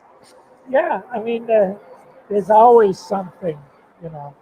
That's why I don't mind finding homes for some of the other stuff, because then it allows me to go get something new. You know what I mean? Mm-hmm. So, yeah, you Yeah, and know, that's the fun thing, of course. It's like kind of cycling through, you always get to open new things and feel kind of like a kid again, kind of yep, opening yep, that box and be like, oh, yeah, look at this. Time to put it on the layout. That's to me, like, the second I get something and bring it home, I gotta break it on open and put it on the layout. Like, I yep. can't let it sit in for any minute longer. So, like, a Well, while ago, look at the stuff that I've had sitting all these years and whatnot. I wouldn't be able to take it, like, get it out now. It was just too much. That's what I said. I spent the whole month opening boxes, sent home over 15 years. I even forgot what I had. I had Vision Line equipment that I just got rid of. I had to ship out. There was no Wow. way. You know, I my Class A is down with Sid right now. He's doing a full legacy upgrade to it and whatnot. I sent it down. I explained what was going on. He says, "Yeah, you send it to me." Well, he got it. And he put it on his layout. And he said, "You're absolutely right. It's got a mind of its own. It wouldn't listen. It just take off." So he opens it up and he shows me. He sends me a picture of the printed circuit board, and I go, "Yeah, that'll do it." They forgot to solder one of the lugs inside on Oh. the board. So he says, "Well, I can fix that up. Or do you want to?" That's all he had to say. "Do you want to?" So I said, "Of course, let's do that." So I'm anxious, waiting for that to come back. Um, then I'll have the 611 and the Class A. Mm-hmm. Yeah, I might have to move the call cars down for that, because that's what that would have been used for, So, but I can put my passenger cars up on the ridge. I got all the New York Central and whatnot. So, So I guess moving on to my final question of the night. Actually, I'll do two more, of course. Actually, we have a question from chat right here. Jody Smith says, "What do you think about the current Lionel prices in relation to getting new people into this hobby?" that's a tough one. We all want all of the features, and that comes with a price tag. Mm-hmm. A pretty hefty one too sometimes. The amount of research that goes into this, design, and then getting it produced and whatnot. Will there be a market? And that's where they've gone to a lot, is built on demand. But of course, that means less being built, so the Mm-hmm. prices are higher. But I think if you looked in comparison to what you got years ago and you valued it for current dollar value, I bet you were pretty close. You know what I mean? They had some Mm-hmm. amazing stuff early on, radio control that you could operate on the old tubular track and whatnot. Mm-hmm. But it was experimental, and you talk about old time electronics and whatnot. But it is tough. But they do offer that lower class line, that gives a lot Mm-hmm. of the features in a smaller, friendly, fits to the smaller layout, and yet and a better price. That's always the problem. I guess a lot of people have said it's a hobby for old timers, and I guess we've all felt that way. But it's how much do you want it? How much time do you want to put in? Yeah. As a kid, like I said, I worked in my father's shop. I was working 40 hours. I had a lawn service. So on the weekends, I was out mowing lawns and whatnot. In the winter, it was snow removal and whatnot, just so I could buy what I wanted and whatnot. So if you want it bad enough, you find a way. Um, but yeah, that's always been the problem, the price tag. You know what I mean? Mm-hmm. Yeah, I get you because it kind of feels like adjusted for inflation, things would be about the right price. I believe I did that not too long ago. I did one of Lionel's like highest priced post-war sets, which was I believe like $50 or something, and today it'd be worth like 300 or something. So that's about the price of your average Lion Chief set these days, or at least the Right, few I've seen. So adjusted for inflation plus now you have all these different technical things in it like Bluetooth and your at least basic command control and your a lot of these things have more in it. They're not maybe as strongly built, like you don't have your die cast locomotives that you could like have survive an atomic bomb and they'll still work. It's not something right, like right. that. But yeah, I get what you're saying, But kind you of look at adjusted. the scale model, the first Hudson 700E. Mm-hmm. When you look at the price tag of that in today's market, a scale engine, I think you're going to be pretty close. You know what I mean? Yeah, I get They you. used to offer them in kits that you built, Oh, I can't imagine how hard before. that was. So I had to download some of those drawings because I need it on the one I had. I took it all apart to, list everything that needed to be purchased for it. You just can't find it. It's difficult. Hmm. But, Oh, I could imagine. so yeah, I was, getting ready to start, building parts myself for it. But it's the type it has to be displayed. It's too fragile. The metal has deteriorated over the years and whatnot. Hmm. So Yeah, that's the hard things about some of those locomotives like that, especially when all the detail is in it. It doesn't necessarily have the as strong, I guess, of a chassis or parts. Because they're much more fine. Versus like I don't know, well, your standard post-war metallurgy caboose. today is better than it was back then. Hmm. Um, but yeah, you take the post-war stuff. I mean, that's like a tank. And Yeah, really. it's nice to work on. You know you've got something there and whatnot. So, Hmm. yep. Anyways, I guess another question from chat. We can't take too much more, but Phantom AFOL says, here's a question for you, Steven. What is the best era of model trains decade wise, in your humble opinion? um, well, like I said, I'm partial, I guess, to the late 50s, early Hmm. 60s. Um, but I do have some modern stuff, and you got to love it. I mean, it is what you see today. So, from, an actual standpoint, like I said, steam will always win. Hmm. For me, um, as far as train model wise, like I said, I love the full command control, legacy operation, speed control. My previous layout had climbs and, up and down grades, and we wound special transformers, step up, step down, so that you applied a set voltage to it, and it automatically increased the voltage on the climb and decreased it on going down. But you had to run the train always in the same direction, Uh. because otherwise it was just the opposite. It would be increasing the voltage on the way down. But we tried everything. And then we had just started experimenting with the infrared sensors to operate crossing gates and whatnot. We were on the cutting edge before that all became, it's what's accepted today.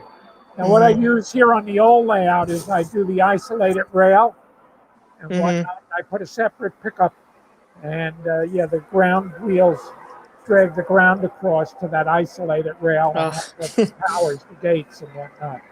So that Hmm. works well. It always did. So, So I guess finally moving on to my last question of the light of the night. I'm getting tired, but that would be and it's such an important question because again everyone else has different answers to it. And I remember when GFW asked it to us on the 24-hour stream because we were in the same section, but and that's a question I love so much because it always makes me think, but it's where do you see the model railroad hobby in the future from now? Let's say, I don't know, maybe 10, 40, 50 years from now. As far as what technology they'll have, I don't know where to say that'll Mm-hmm. go. I know we're going to continue to advance. Um, the hobby itself, I see a great influx of younger gentlemen into it and wanting to collect this post-war stuff as well. So I think it's got a strong future, um, and I'm happy to be a part of that. I'm happy to share and pass along. Like I said, I've enjoyed collecting, and I enjoy sharing it with others and whatnot. So I think it looks pretty good. We just got to keep working at keeping the youth involved and whatnot. And manufacturers have got to be careful of that price, like you Mm-hmm. said. That's a big key. MTH met that price, and I'm sure that MTH is going to continue in some form, but we need that competition. That's what keeps Yeah. the other guys honest and whatnot. Um, I've always had a close connection with Lionel through the LCCA. I've met with quite a few of the presidents of the, and whatnot, and had discussions with their service group and whatnot. Always been willing to look for ideas and whatnot, Mm-hmm. but and we've gone round and round over licensing agreements. Um, I felt they needed to help some of the smaller hobby shops, and I wanted to see something done for them so that they could compete with the bigger ones. Mm-hmm. But like I said, we couldn't come to an agreement on that. We agreed to disagree, me and the Mm-hmm. Lionel sales staff. But it's a great bunch. We get together. They don't know you on a first name basis, but they know you by face. Mm-hmm. And, they're always, come over, we want to talk and whatnot. So I enjoy that. And that's why I've missed the last 2 years not being able to go to the LCCA Mm-hmm. convention. But so, yep. Yeah, but I get you there though. I think technological or whatever tech wise model trains, it's gonna be really fun, and see what's down the road from now because I'm sure there's gonna be many other unique things. I've said my 2 cents quite amount of times, like, oh, add cameras inside the cabs of the locomotives or do this, that, and the They, third, they've had so it already, and it's getting better each time they do it. They Mhm. have them now in the cabooses and whatnot. I keep saying that's another thing I'm probably going to wind up doing. Mhm. I put the GoPro on and run that around. I put it on a flat car. Well, you remember you did that here Yeah, and yeah, whatnot. It yeah. does give a different perspective. I thought of putting one on the upper loop and have it chase the trains on the lower and Mhm. whatnot. That might be interesting. But yeah, Yeah, Isaiah says where that are we pretty going? often. You know, uh, Only the future will tell. I mean, I see it in the auto industry. I see it in electronics all over.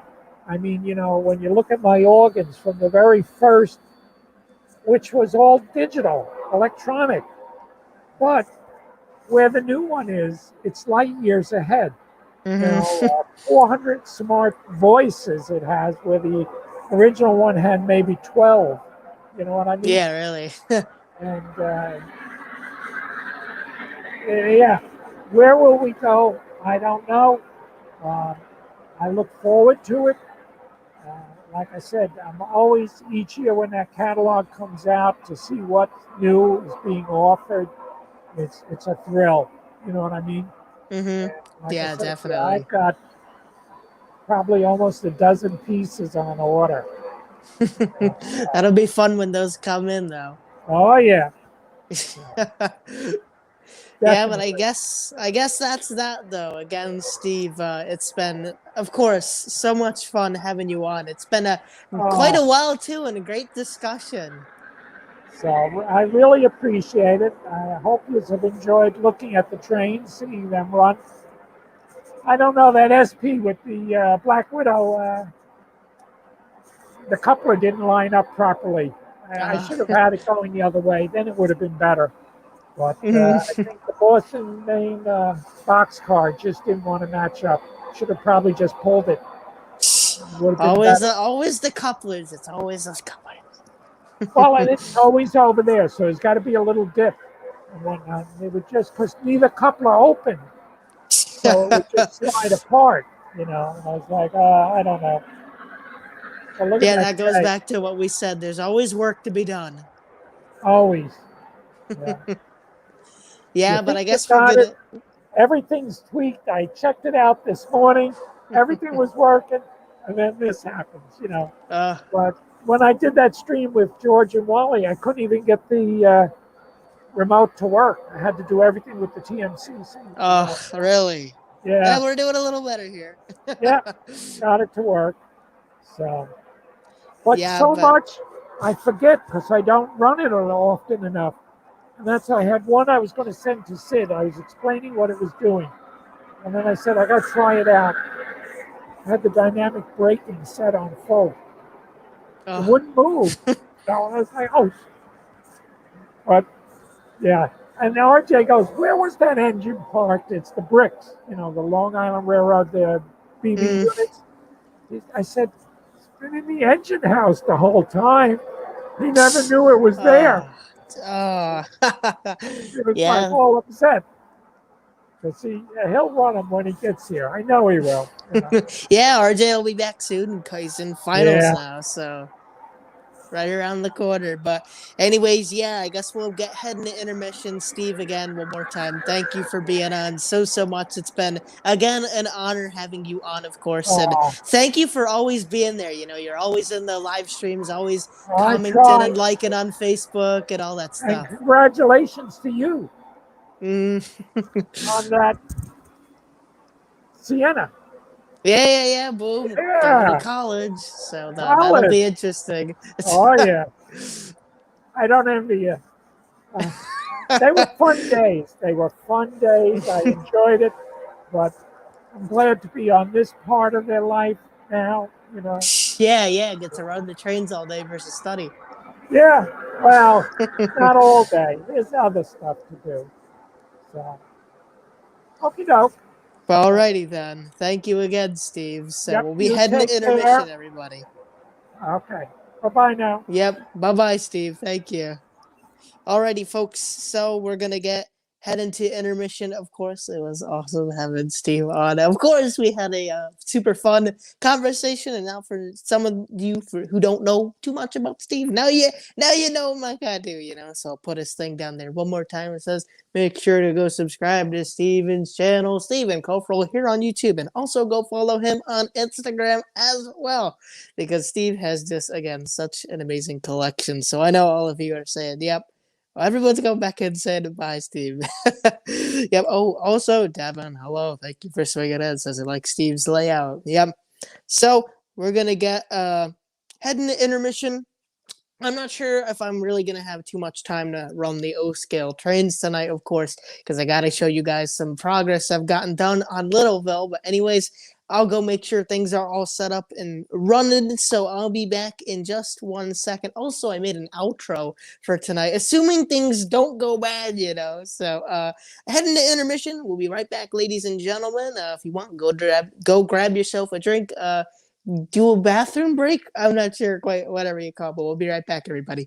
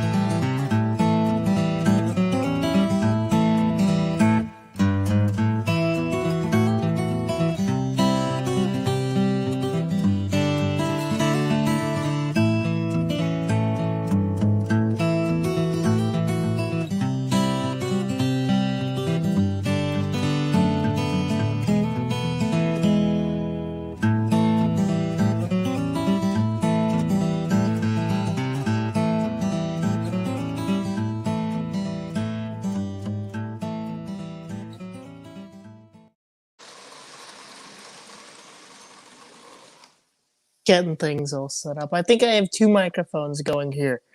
Let me mute this one. Boom. Now I should be coming in a little better. So, anyways, running. Sounds like there's an audio echo issue. I'm not sure. I'm pretty sure I'm coming in fine, of course.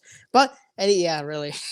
Let's hope there's no glitches, everybody. But anyways, we got running tonight. We have the Lionel 2025 K4 running on the outer loop, pulling a manifest of different unique cars. Let me see if I can show you without him running out too far away. So we have all sorts of different cars here. Let me see how close I can get. So we have a Strasbourg Reefer. We got this is a unique one. This is the Lionel show display. So there's a little Hudson on the interior there. Yeah, you can kind of see it there. So that's definitely one of my favorites. It's such an odd yet cool piece. So we have that there. We have a Long Island Railroad gondola for Steve, of course. We got a Missouri St. Louis. Wait, come on. No, I say Missouri. We have them in Minneapolis, St. Louis boxcar. We got Lionel post-war boat flat car, number 6801. We have an Alice Chalmers. I'm not sure quite what you call these cars, but one of those things. We got another flat car, of course. We have a 64 Lionel post-war Boston main box car. We have this one, a Lionel MPC. I can't remember what you quite call these. It's like I just call it the toxic waste car, but it flickers as it goes around. And then we have a Canadian Pacific CP rail operating caboose. So let me put it in the middle. And you can see on the end there, come on, nope, go this way. The little conductor on the outside will move. So I'll show you. He'll go out again. He'll do it in just a sec. Golden Leaf, hello, thank you for swinging it in. Yeah, RBP says, yes, Hudson. Up there he goes. So he has his little lantern, and he'll go out with it while holding it. It's such a unique piece. Randall says, hey, Corey, don't know if you saw the conversation in the chat between NCT and myself, but I got a real cool locomotive coming in review painted up for a certain railroad. I'm assuming maybe it's D&H. So, yeah. So then he'll go back in shortly. And there he goes. So, yeah, we'll be running some fun stuff tonight. So let me get our cameras going. Of course, let me get this set back up. Come on. Oh, yeah. Also, I think it's Smokes. No, it's Smokes as well. So, oh, yeah. So, anyways, adding our cams, we have the Bob cam with everyone's favorite, Bob the Snowman. Let's put him in the center. So, he has some little model trains around him. Let's move our 2025 back. And okay.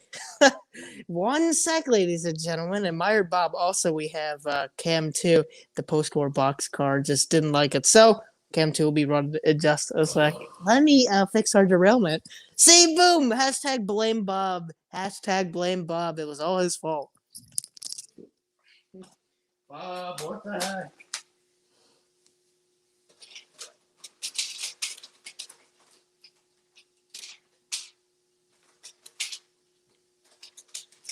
Boom, everything's running smooth.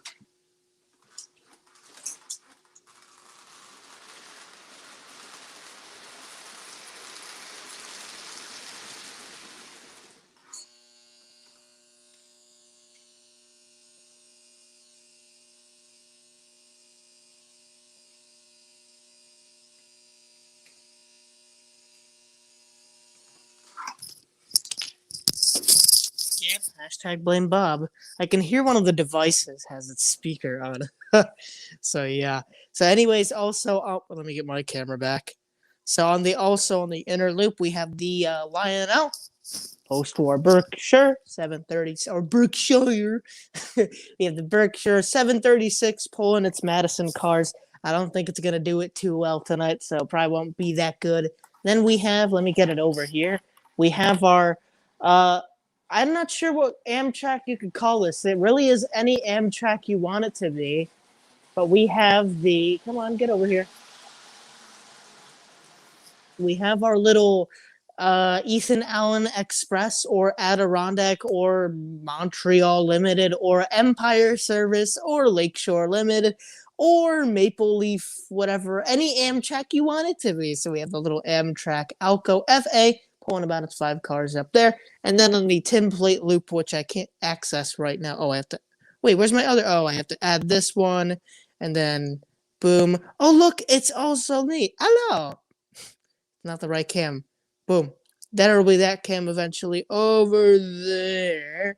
And then the template loop below, which we have a Lionel, which we have a gunmetal gray Lionel pre-war 259E running around, not my grandfather's, of course, but having a little freight load over there. So yeah. Let's see. Yeah, really, what's wrong now? All right. Anyways, let's get these trains a rolling.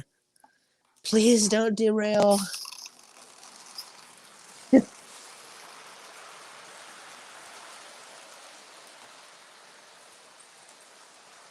All right, that's good.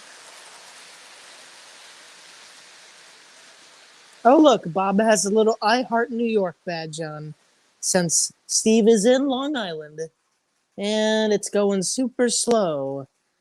I forgot to adjust the throttle. Great.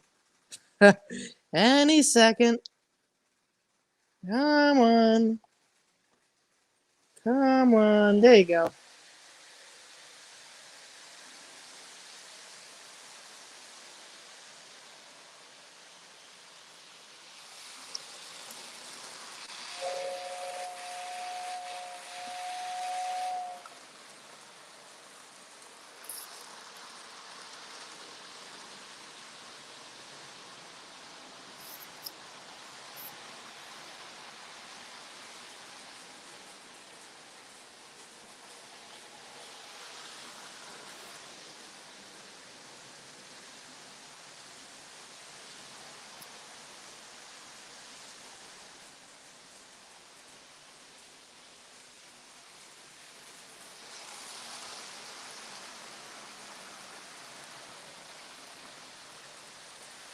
Yes, Isaiah, those are Matchbox trains.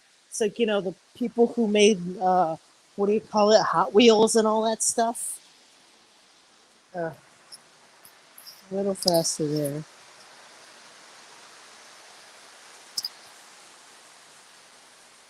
There. Now we should be moving a little smoother.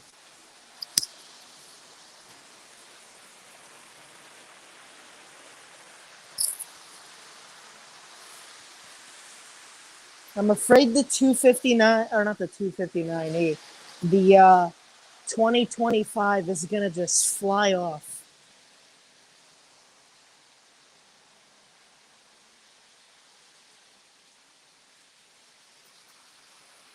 So there you can see the 259E going around in me. Yeah, 2025 should be good though. Yeah, it's a fun little one though.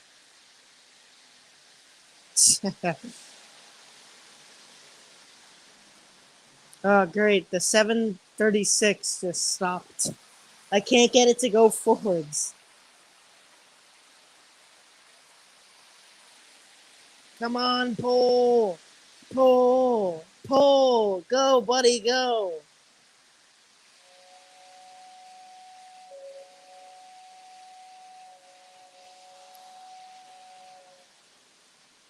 Yeah, we can get it to technically stop at the station.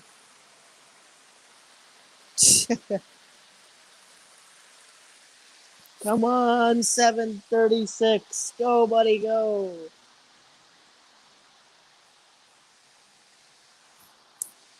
Come on, he's doing it. He's doing it. Go, buddy, go. Come on. You're so close. Come on. I have to bring you forward. Hello. Go. Come on. Once you give it a boost like that, that normally gets it going a little better, but not by too much. Oh, Heath, of course. 736 is not wanting to work. It's just barely wrapping the corner at the station. Come on, buddy, go. Okay, there you go. Good, see it in motion. It has to heat up. It's very odd. It just has to heat up for it to work.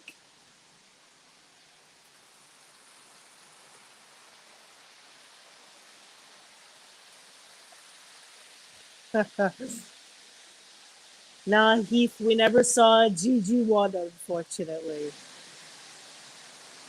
Come on, 736, go.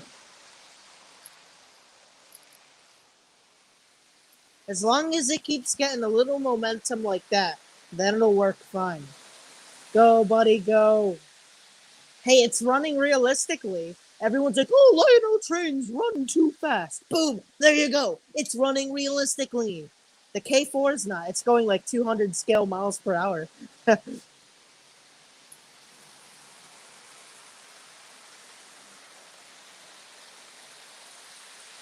Yeah, Jake's right. He's been in a real GG1 before. The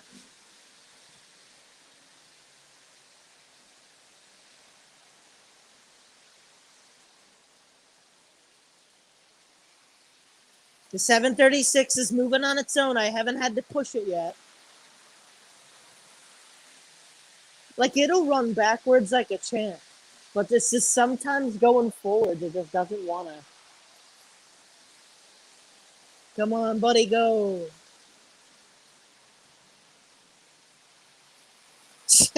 Post-war with,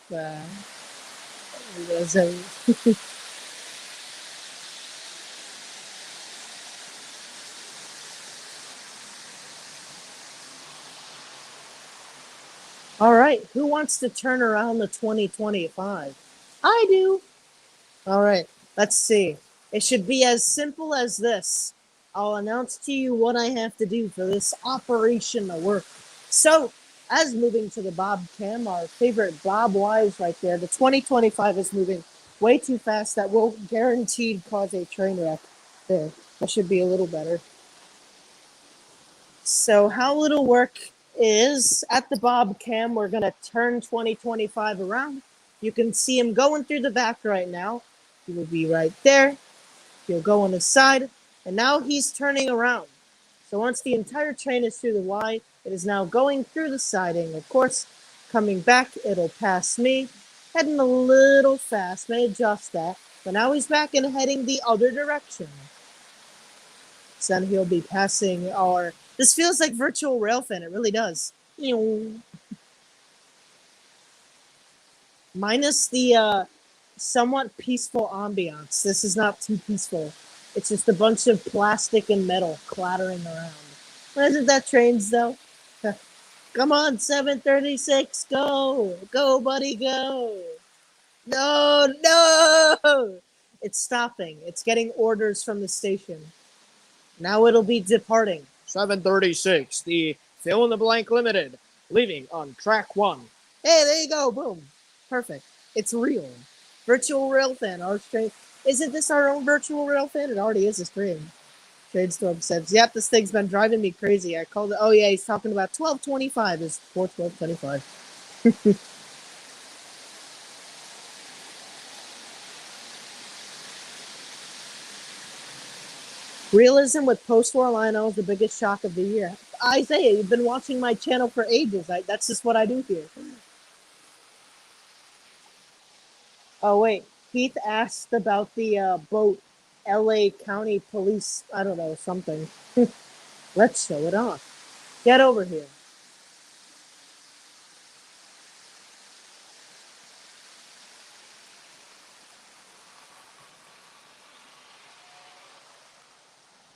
This is the sleeper. Wait, I have to move it. Boom.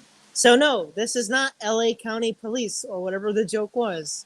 This is the sleeper. Oh look, both conveniently stopped here.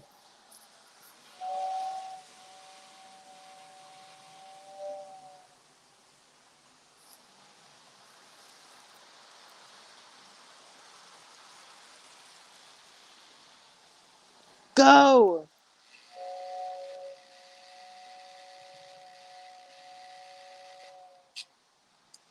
See, it'll go backwards fine. Yeah, forwards is just like, no, I don't want to. 736 is a funny creature. LA County Lifeguard Baywatch. Ah, okay. So, oh, now it's moving somewhat faster. Oh, wait, the 2025 stopped right in the way. Oh, now it's slowing down.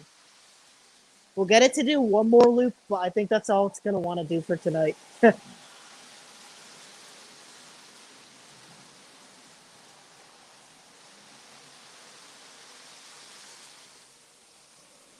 Maybe with more power now directly going to it, it might... Yeah, it's moving a little faster. Isaiah, it's already gotten enough break. It got an entire week off.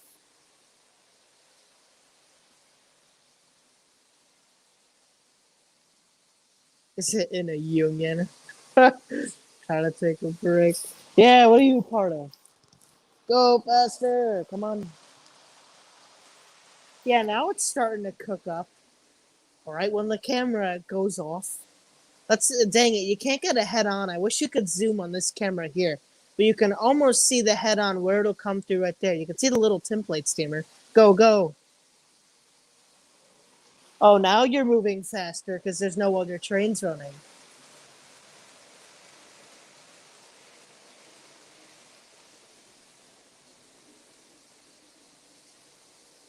Oh, now it's moving better. 736, you're tricky. I just wish it went immediately. Then it would be like the best hauler I have. I'm talking about you. You know what it needs? Get back over here. See, look, it rolls fine backwards. But going forward, it's like, move. Where did I put it? I don't have any JTs on me, so I guess I can't put any in there. All right, I'll go turn the tin plate off.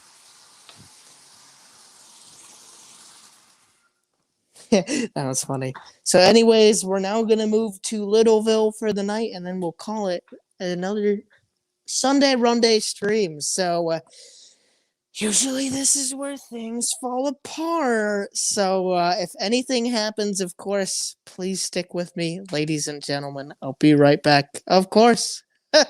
So let me try the shortened intermission. Anyways, I'll be right back. Wish me luck.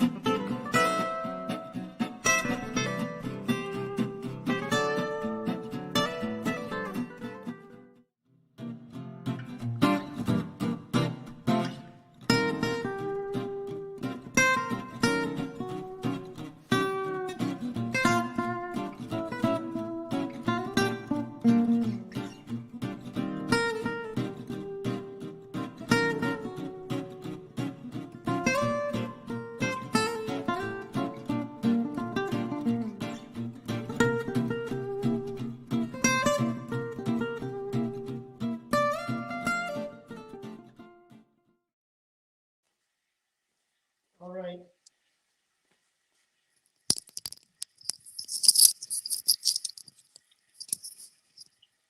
All right, one sec, folks. I'm trying to get everything set up. But I think it's working somewhat decently. All right. Boom. So give me some thumbs up if everything's coming in good for you folks at home.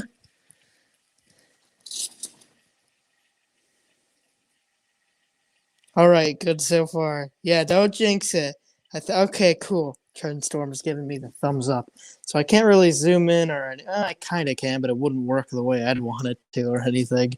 So yeah, let me walk you guys around Littleville and show you what's up. So anyways, come on. So as you guys see, the layout looks a little better than last time you saw it, of course. We got look, I got a lot of grass in. Excuse me, there. We got the road in and the road bows. Just got to put the lanes in. As you can see, we got everything lit up. We got our little blue house on the corner there. We got the tunnel painted and grassed up. We got our custom tunnel portals in, of course. Got our little backyard chairs. I'll dress up the layout a lot more, of course. We got our little engineer next to his flag. I'll change around the figures a little later. Got our car in the front yard. Got our two buildings and the streetlights with the little Volkswagen Bug there. No, Volkswagen Bug. No, a Volkswagen bus. We have our little work crew parking lot for the yard here, the Littleville D&H yard, of course. Got a new truck I bought, a little D&H truck. Well, it's not really little; it's a big rig. Got the D&H truck there with the thing on the side. Got a new yellow box car. It's quite unique. We have our little 4116 purring away inside the shed. Got some static grass we're trying out here. We're going to cover this area, of course, with more trees. And as we make our way, also the gas station is lit up. You can see it's blue light there. We're going to do a night run tonight. Don't you worry. Got the farm slowly coming in over here. Got our little creek in, of course, and our little custom road bridge. We got our little truck all nice and lit up. As you can see, it has its little tail lights as well. And we have, is this emitting? Yep, it's emitting light. We have our little light there for our little agway, I think, which it'll eventually be. And then we have our rolling stock. So layout is coming together quite a bit. So much fun, really. Seeing this thing slowly but surely come together. So I hope you all enjoy all the fun progress we're getting in on this thing. So anyways, I'm going to start cranking the trains around as I read chat, of course. Let's see. Yeah, cross your fingers. I think Littleville's possessed, Brian Benson says. So, first trains we have moving are the Delaware and Hudson Baldwin Sharks, number 1205 and 1216, pulling a short manifest train through Littleville, of course.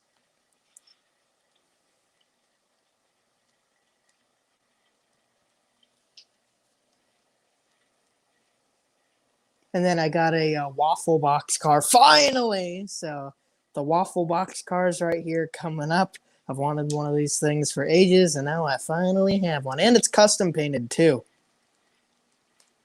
It's all acrylic paint on the outside, so whoever did that did a really good job on it. I think this is such a cool looking shot, though, right here. The blue house on the curve. I'd love to live there.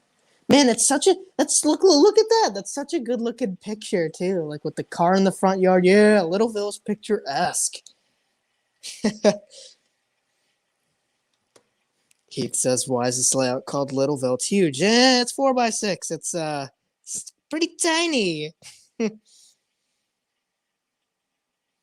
Let's see. What else is in chat going on? Brian Rockwell fan says, the HL layout looks really great.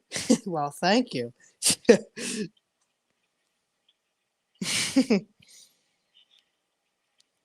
Oh, Jake, you have no clue how mad I was. That's why I was hoping no one would bring it up.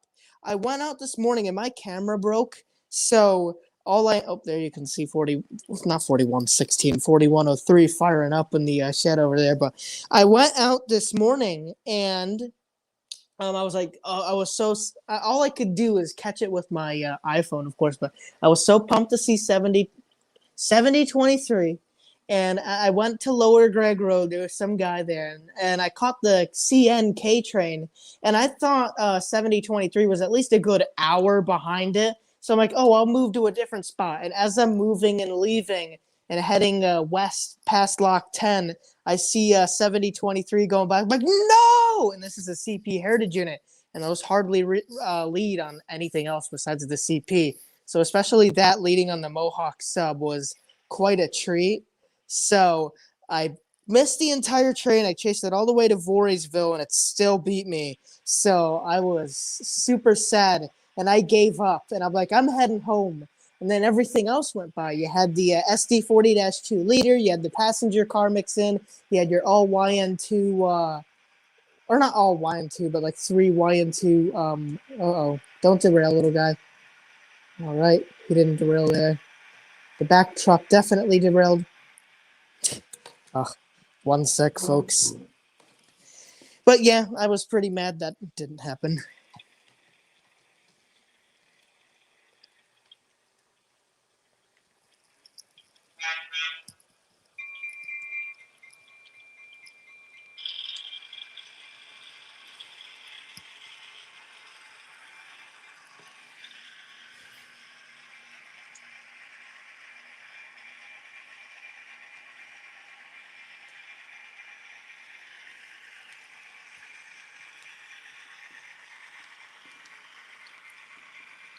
It's really hard to get good shots.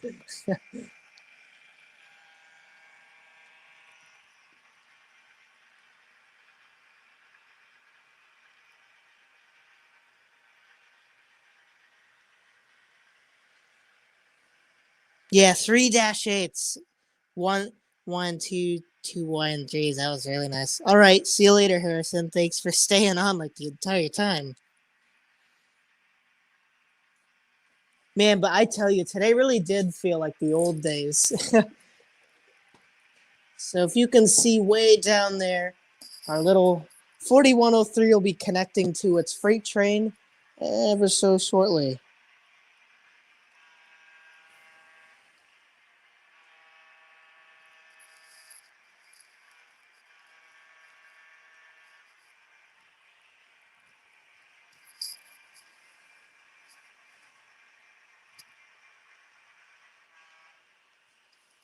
All right, so now we got to go couple our train.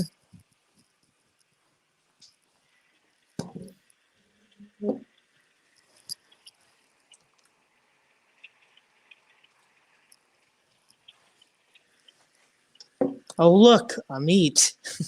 Never would have guessed one would happen.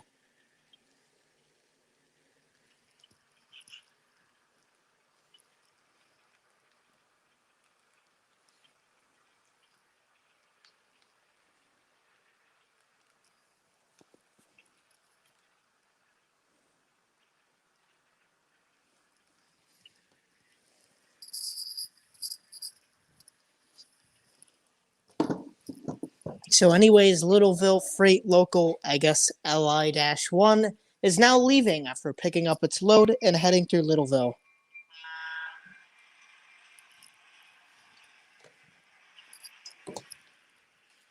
Carter, oh, thank you so much. A little donation to the Littleville Fund to keep it up. Well, Carter, whatever you want to see run tonight, HO wise, please tell me. I'll run whatever you want because at least in the HO world, everything works for now. Phantom AFOL says, I know what you could also. No. No! The Sharks covered up the cool, like, money shot with Freight Train coming around the corner. We'll wait for it to come again then. Yeah, but whatever you want to see run on the HO layout tonight, Carter, give me a holla. But anyways, Phantom AFOL says, you know what you could do? Set up some broads that have sky blue paint. Oh, yeah, backgrounds. And then you could make it look much more realistic on Facebook. Well, I was going to take it outside, the entire layout outside, and do shots there. So I think, not going to lie, I hate to sound rude, but I think my version sounds a little more fun. All right, so PA. All right. We'll have to take it. I know what I'll do with the Sharks. I'll do this. I'll move them onto the siding. Sharkies. 1205. Boom. So what I'm going to have you do, Sharkies, is I want you to come over here. So what I'm going to have the Sharks do is dump their freight load over here. I'm going to have them come back around and on the inner loop here, and then I'll get them in the shed. Scale freight operations. And I'll do a night run in just a sec, folks. Don't you worry. Thus starts the Littleville Foundation. All right. Boom. We'll stop that there. Need to unplug this for a sec.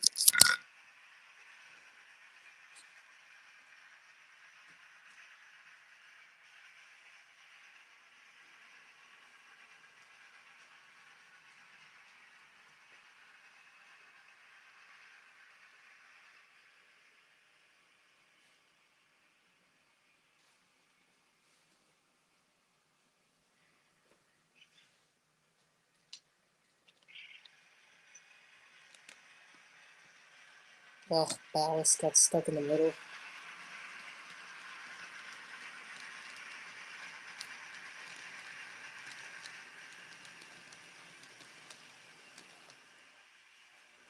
Come on, just go forward a little more. Perfect.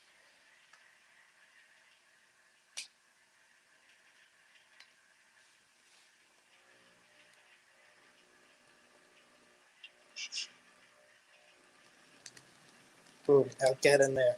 I don't have the time to do it realistically.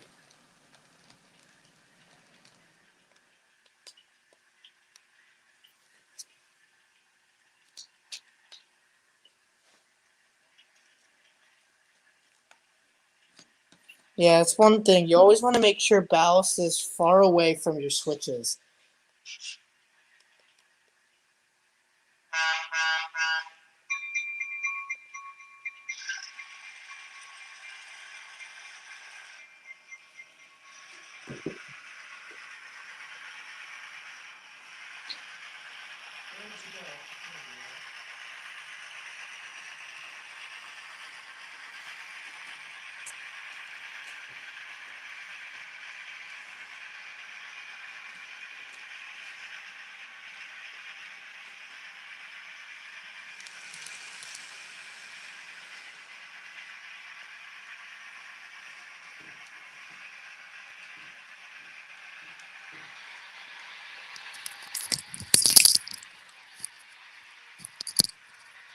All right, I'm back.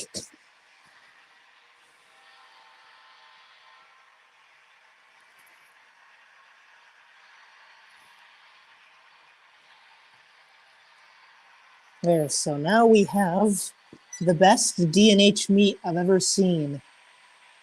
We have the sharks. We've got PA coming shortly around the bend.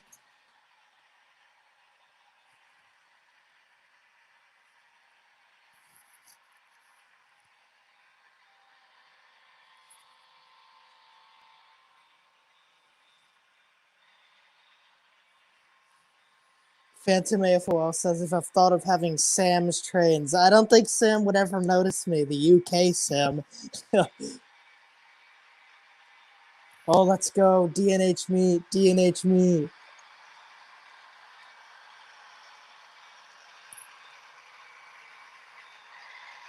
Yeah. Woo!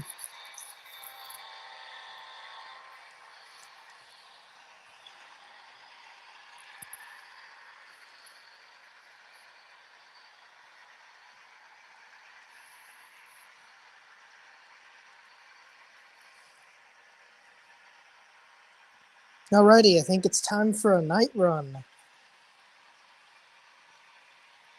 And again, thank you for all 36 of you. Yeah, D&H reunion. Thank you for all 36 of you who are still watching. Let me go turn the lights off.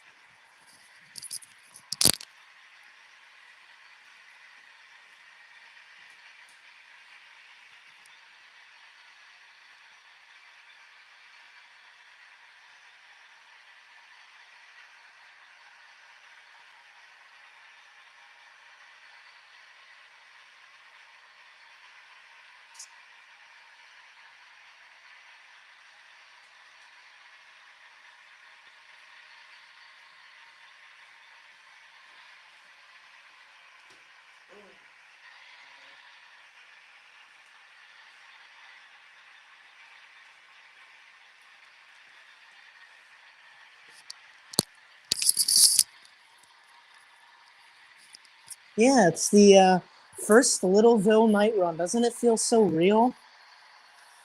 And yeah, I gotta fix the house. The whole thing isn't supposed to light up like that. Yeah, so the lighting here is just perfect.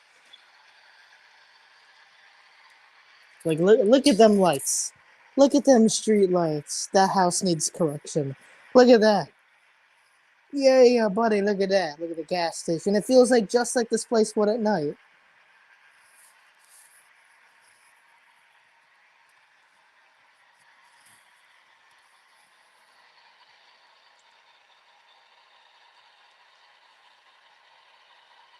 Yeah, doggy. Dude, it's so much fun. Oh, look, there's our little car.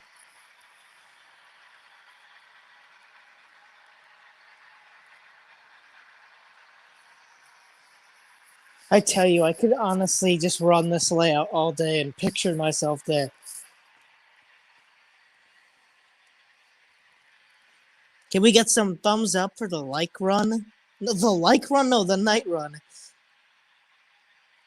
Brian Benson says, always like watching your shows, Corey. Great stuff. Thank you. Glad you like it.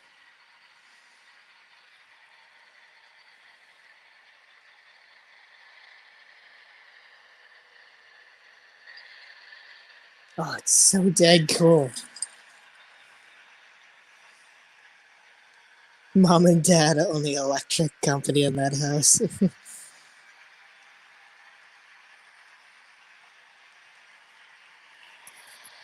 Let me see if I can try some new camera angles.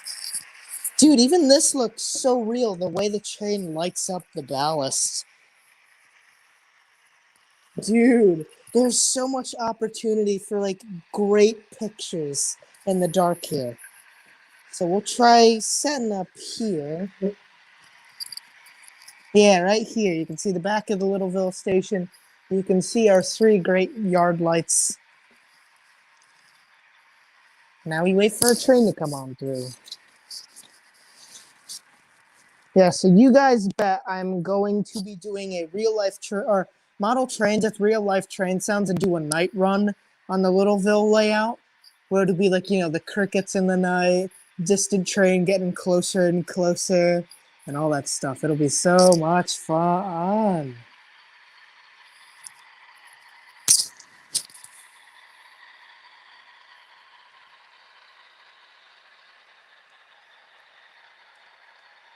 I love the way the trains light up the signs back there. It's funny. That's how bright they are.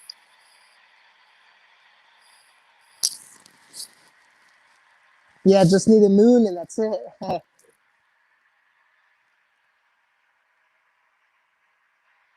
Yeah, Trainstorm, there is night run pictures, or at least the ones that I took.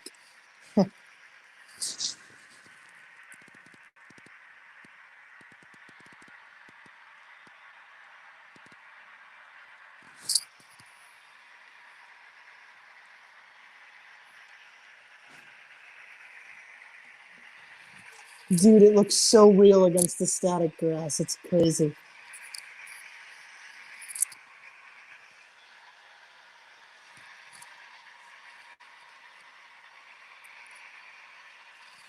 Man, it especially looks really real down there. Dude, this is like so perfect. Randall says, wait until you get a scale train's rivet counter locomotive, especially if it has ground lights. Yeah, that'd be cool. Jody Smith says, did you ever find out a company name to the building on your HLA? I think I'm going to go with Agway, just because, I don't know, seems easiest.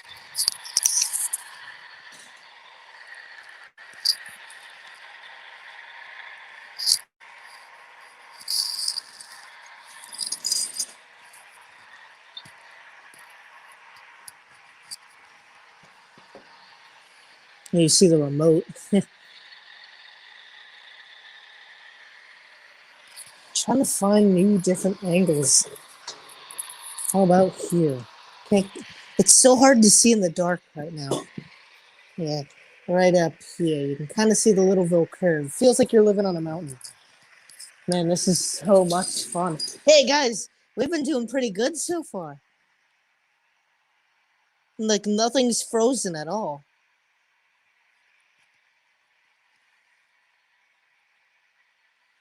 Yeah, but it's so cool to see the light reflect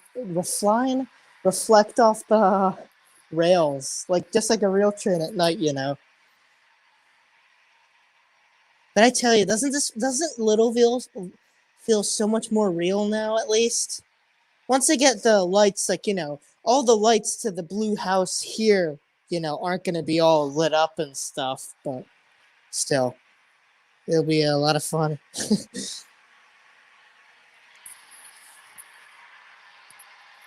Yeah, it's just the way that headlight shines off the top of the rails makes it look so real.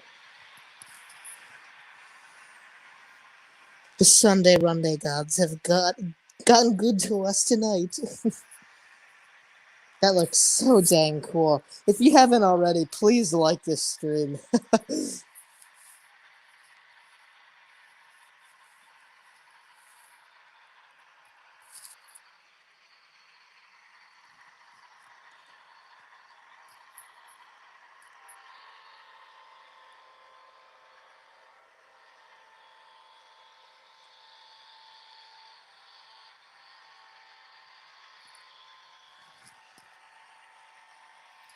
Smash and destroy that like button.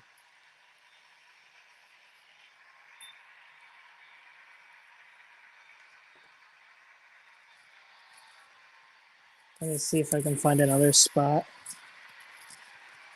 You can kind of see the yard way down there through the night lights. It looks super pretty.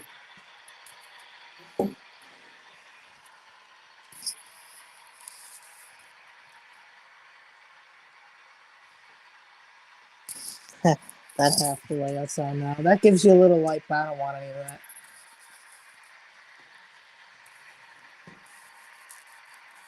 I wish the caboose lit up. I'm sure I can get an LED kit for it or something. That's so cool. It looks so real. And I like how you can't really tell what locomotive it is, too. Makes it feel fun. Except for the silhouette there, you can tell that's an RS3.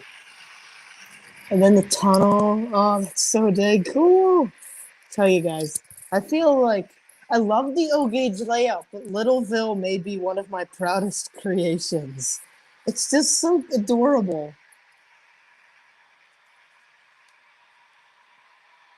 Yeah, look at that Mars light, baby.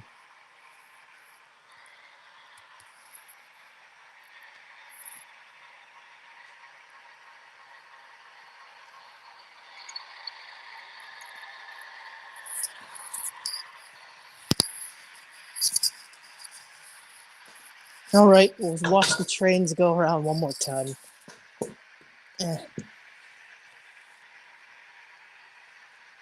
And I love how much it lights up the wall there. That's how bright those trains are.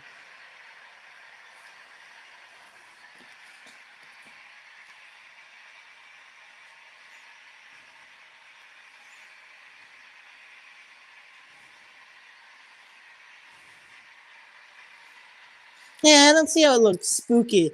As long as I put like crickets or whatever and just distant train sounds, it kind of makes you feel like home. Oh, that's so dang cool. It looks just so real. Man, Woodland Scenics killed it with these lights. They're like perfect. Not too bright, not too dark. I mean, you could adjust them, but just right out the box, they work perfect. And I'm not sponsored by Woodland Scenics, but man, they have some great lighting products. It's really simple to put together, too. All right. We'll watch our freight trains come around one more time.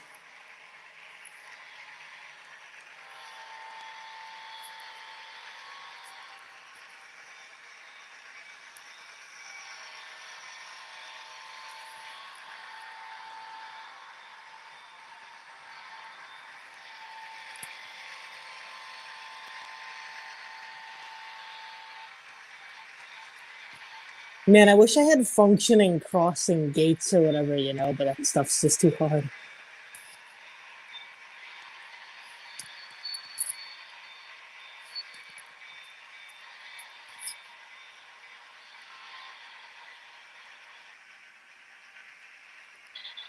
No, shut down.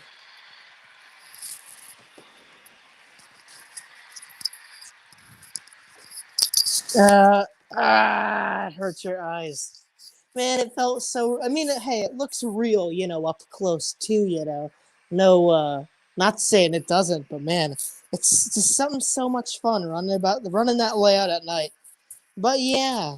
Anyways, let me get 4103. South locomotive. 4103. And it broke down at the crossing.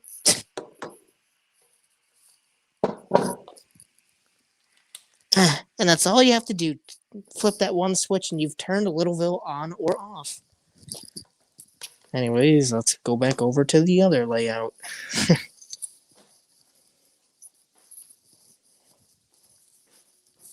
Gotta get these lights. Almost there. Do I smell another sponsor? I wish. Go, go, go, go, go. And then... This is really difficult to do because I can't put it on break. Say hello to the Pennsylvania caboose. Hello, caboose. How you doing? Oh, really? You didn't tell me that last time. What a weird caboose. Anyways, yeah, that's gonna be that thing. Wow, what's going on there? Anyways, yeah, that'll. Ooh, oh my goodness, 120 comments. Dang. Well, yeah, anyways, that'll be that, folks. Thank you for sticking with me. I have to head to bed. It's pretty dang late. We've been on, this is probably the longest Sunday Runday yet.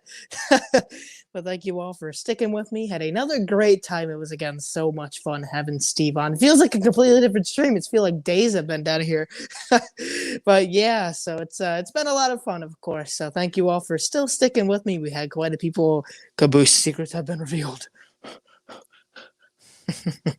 But yeah, anyways, gotta get hopping off pretty late, so thank you all for sticking with me as always. It was so much fun running that HO layout, man.